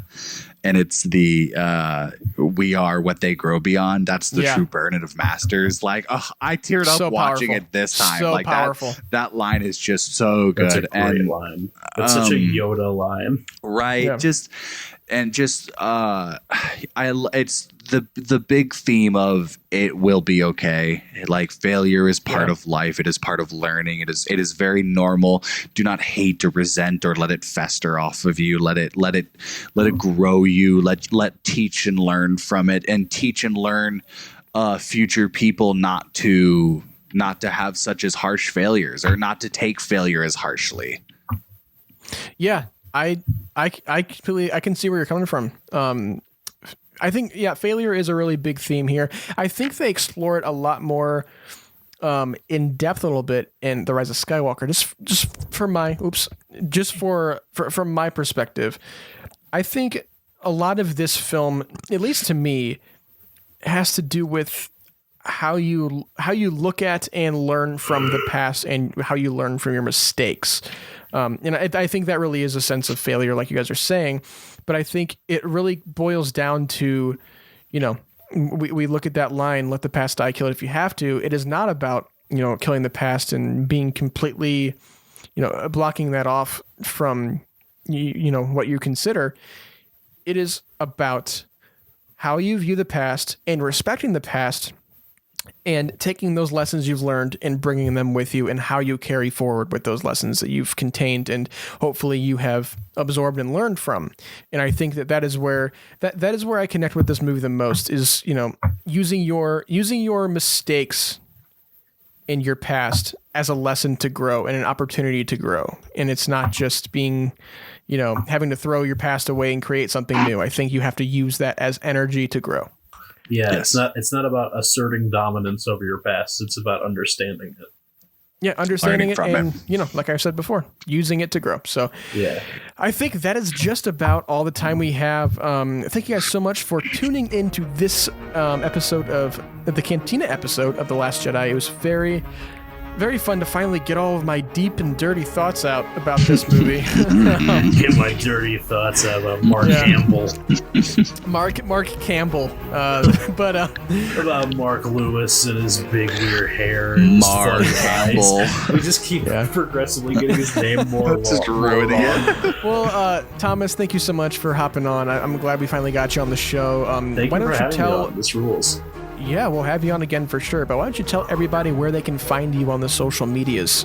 You can find me on YouTube doing cool pop culture video essays. Tom Smells Gasoline, 3 separate words, all capitalized. That's my name on there. You can also find me on Twitter at Tom Smells Gas, and also on TikTok at Tom Smells Gasoline. Those are my 3 main things right now that I'm using publicly. Jackson, where can they find you? You can find me, as always, on Twitter at QuacksandScaline. That's QUACKSON _ scaling, like the triangle. And then you can follow my photography Instagram, which is Daleen _ photography. Daleen spelled DALEEN. Braydon, what about you? As always, you can find me on Instagram at braydonleadbetter, and on Twitter You can find me at Braydon, and you can find the podcast on social medias as well. On Instagram, we are through Imperialized Pod, Twitter, Imperialized Pod, and on YouTube, you can search us up on Imperialized Podcast. We will come up. We have all YouTube video versions of this podcast there if you want to check it out. And please, everybody, make sure to leave that rating, leave that review. It really helps out the show, especially if you're on Apple Podcasts and you haven't left that rating yet, or if you're on Spotify and you haven't followed us yet, please do that. It really helps out. Listening to those episodes and getting our listenership up always helps. Yeah, do it. Don't be shy. But again, every Thursday we have news episodes where we cover all the latest and greatest Star Wars news in the galaxy far, far away. And please be sure to check out next week's episode of Solo, a Star Wars story, our Imperial Cantina version of Solo. YOLO! It will be our penultimate episode for the Star Wars movie saga. That'll be really fun. But if Jackson and Thomas have nothing left to say before we get out of here... I have nothing. Shout out to Lindsay Lohan and her version of The Parent Trap. I don't know if it's on Disney Plus yet, but Disney's remake of The Parent Trap starring Lindsay Lohan. That's a good movie. It's got a great little jazz number where it goes. I think about that a lot. Anyway, that's my favorite Star Wars movie. The Parent Trap. Okay. Guys, I think that's about all the time we have. Thank you. Make sure you tune in on Disney Plus to watch The Parent Trap. But for real, please be sure to tune in for our news episode on Thursday and Imperial Cantina every Saturday. And this week was a Sunday, so apologies for that. But until then, may the Force be with you.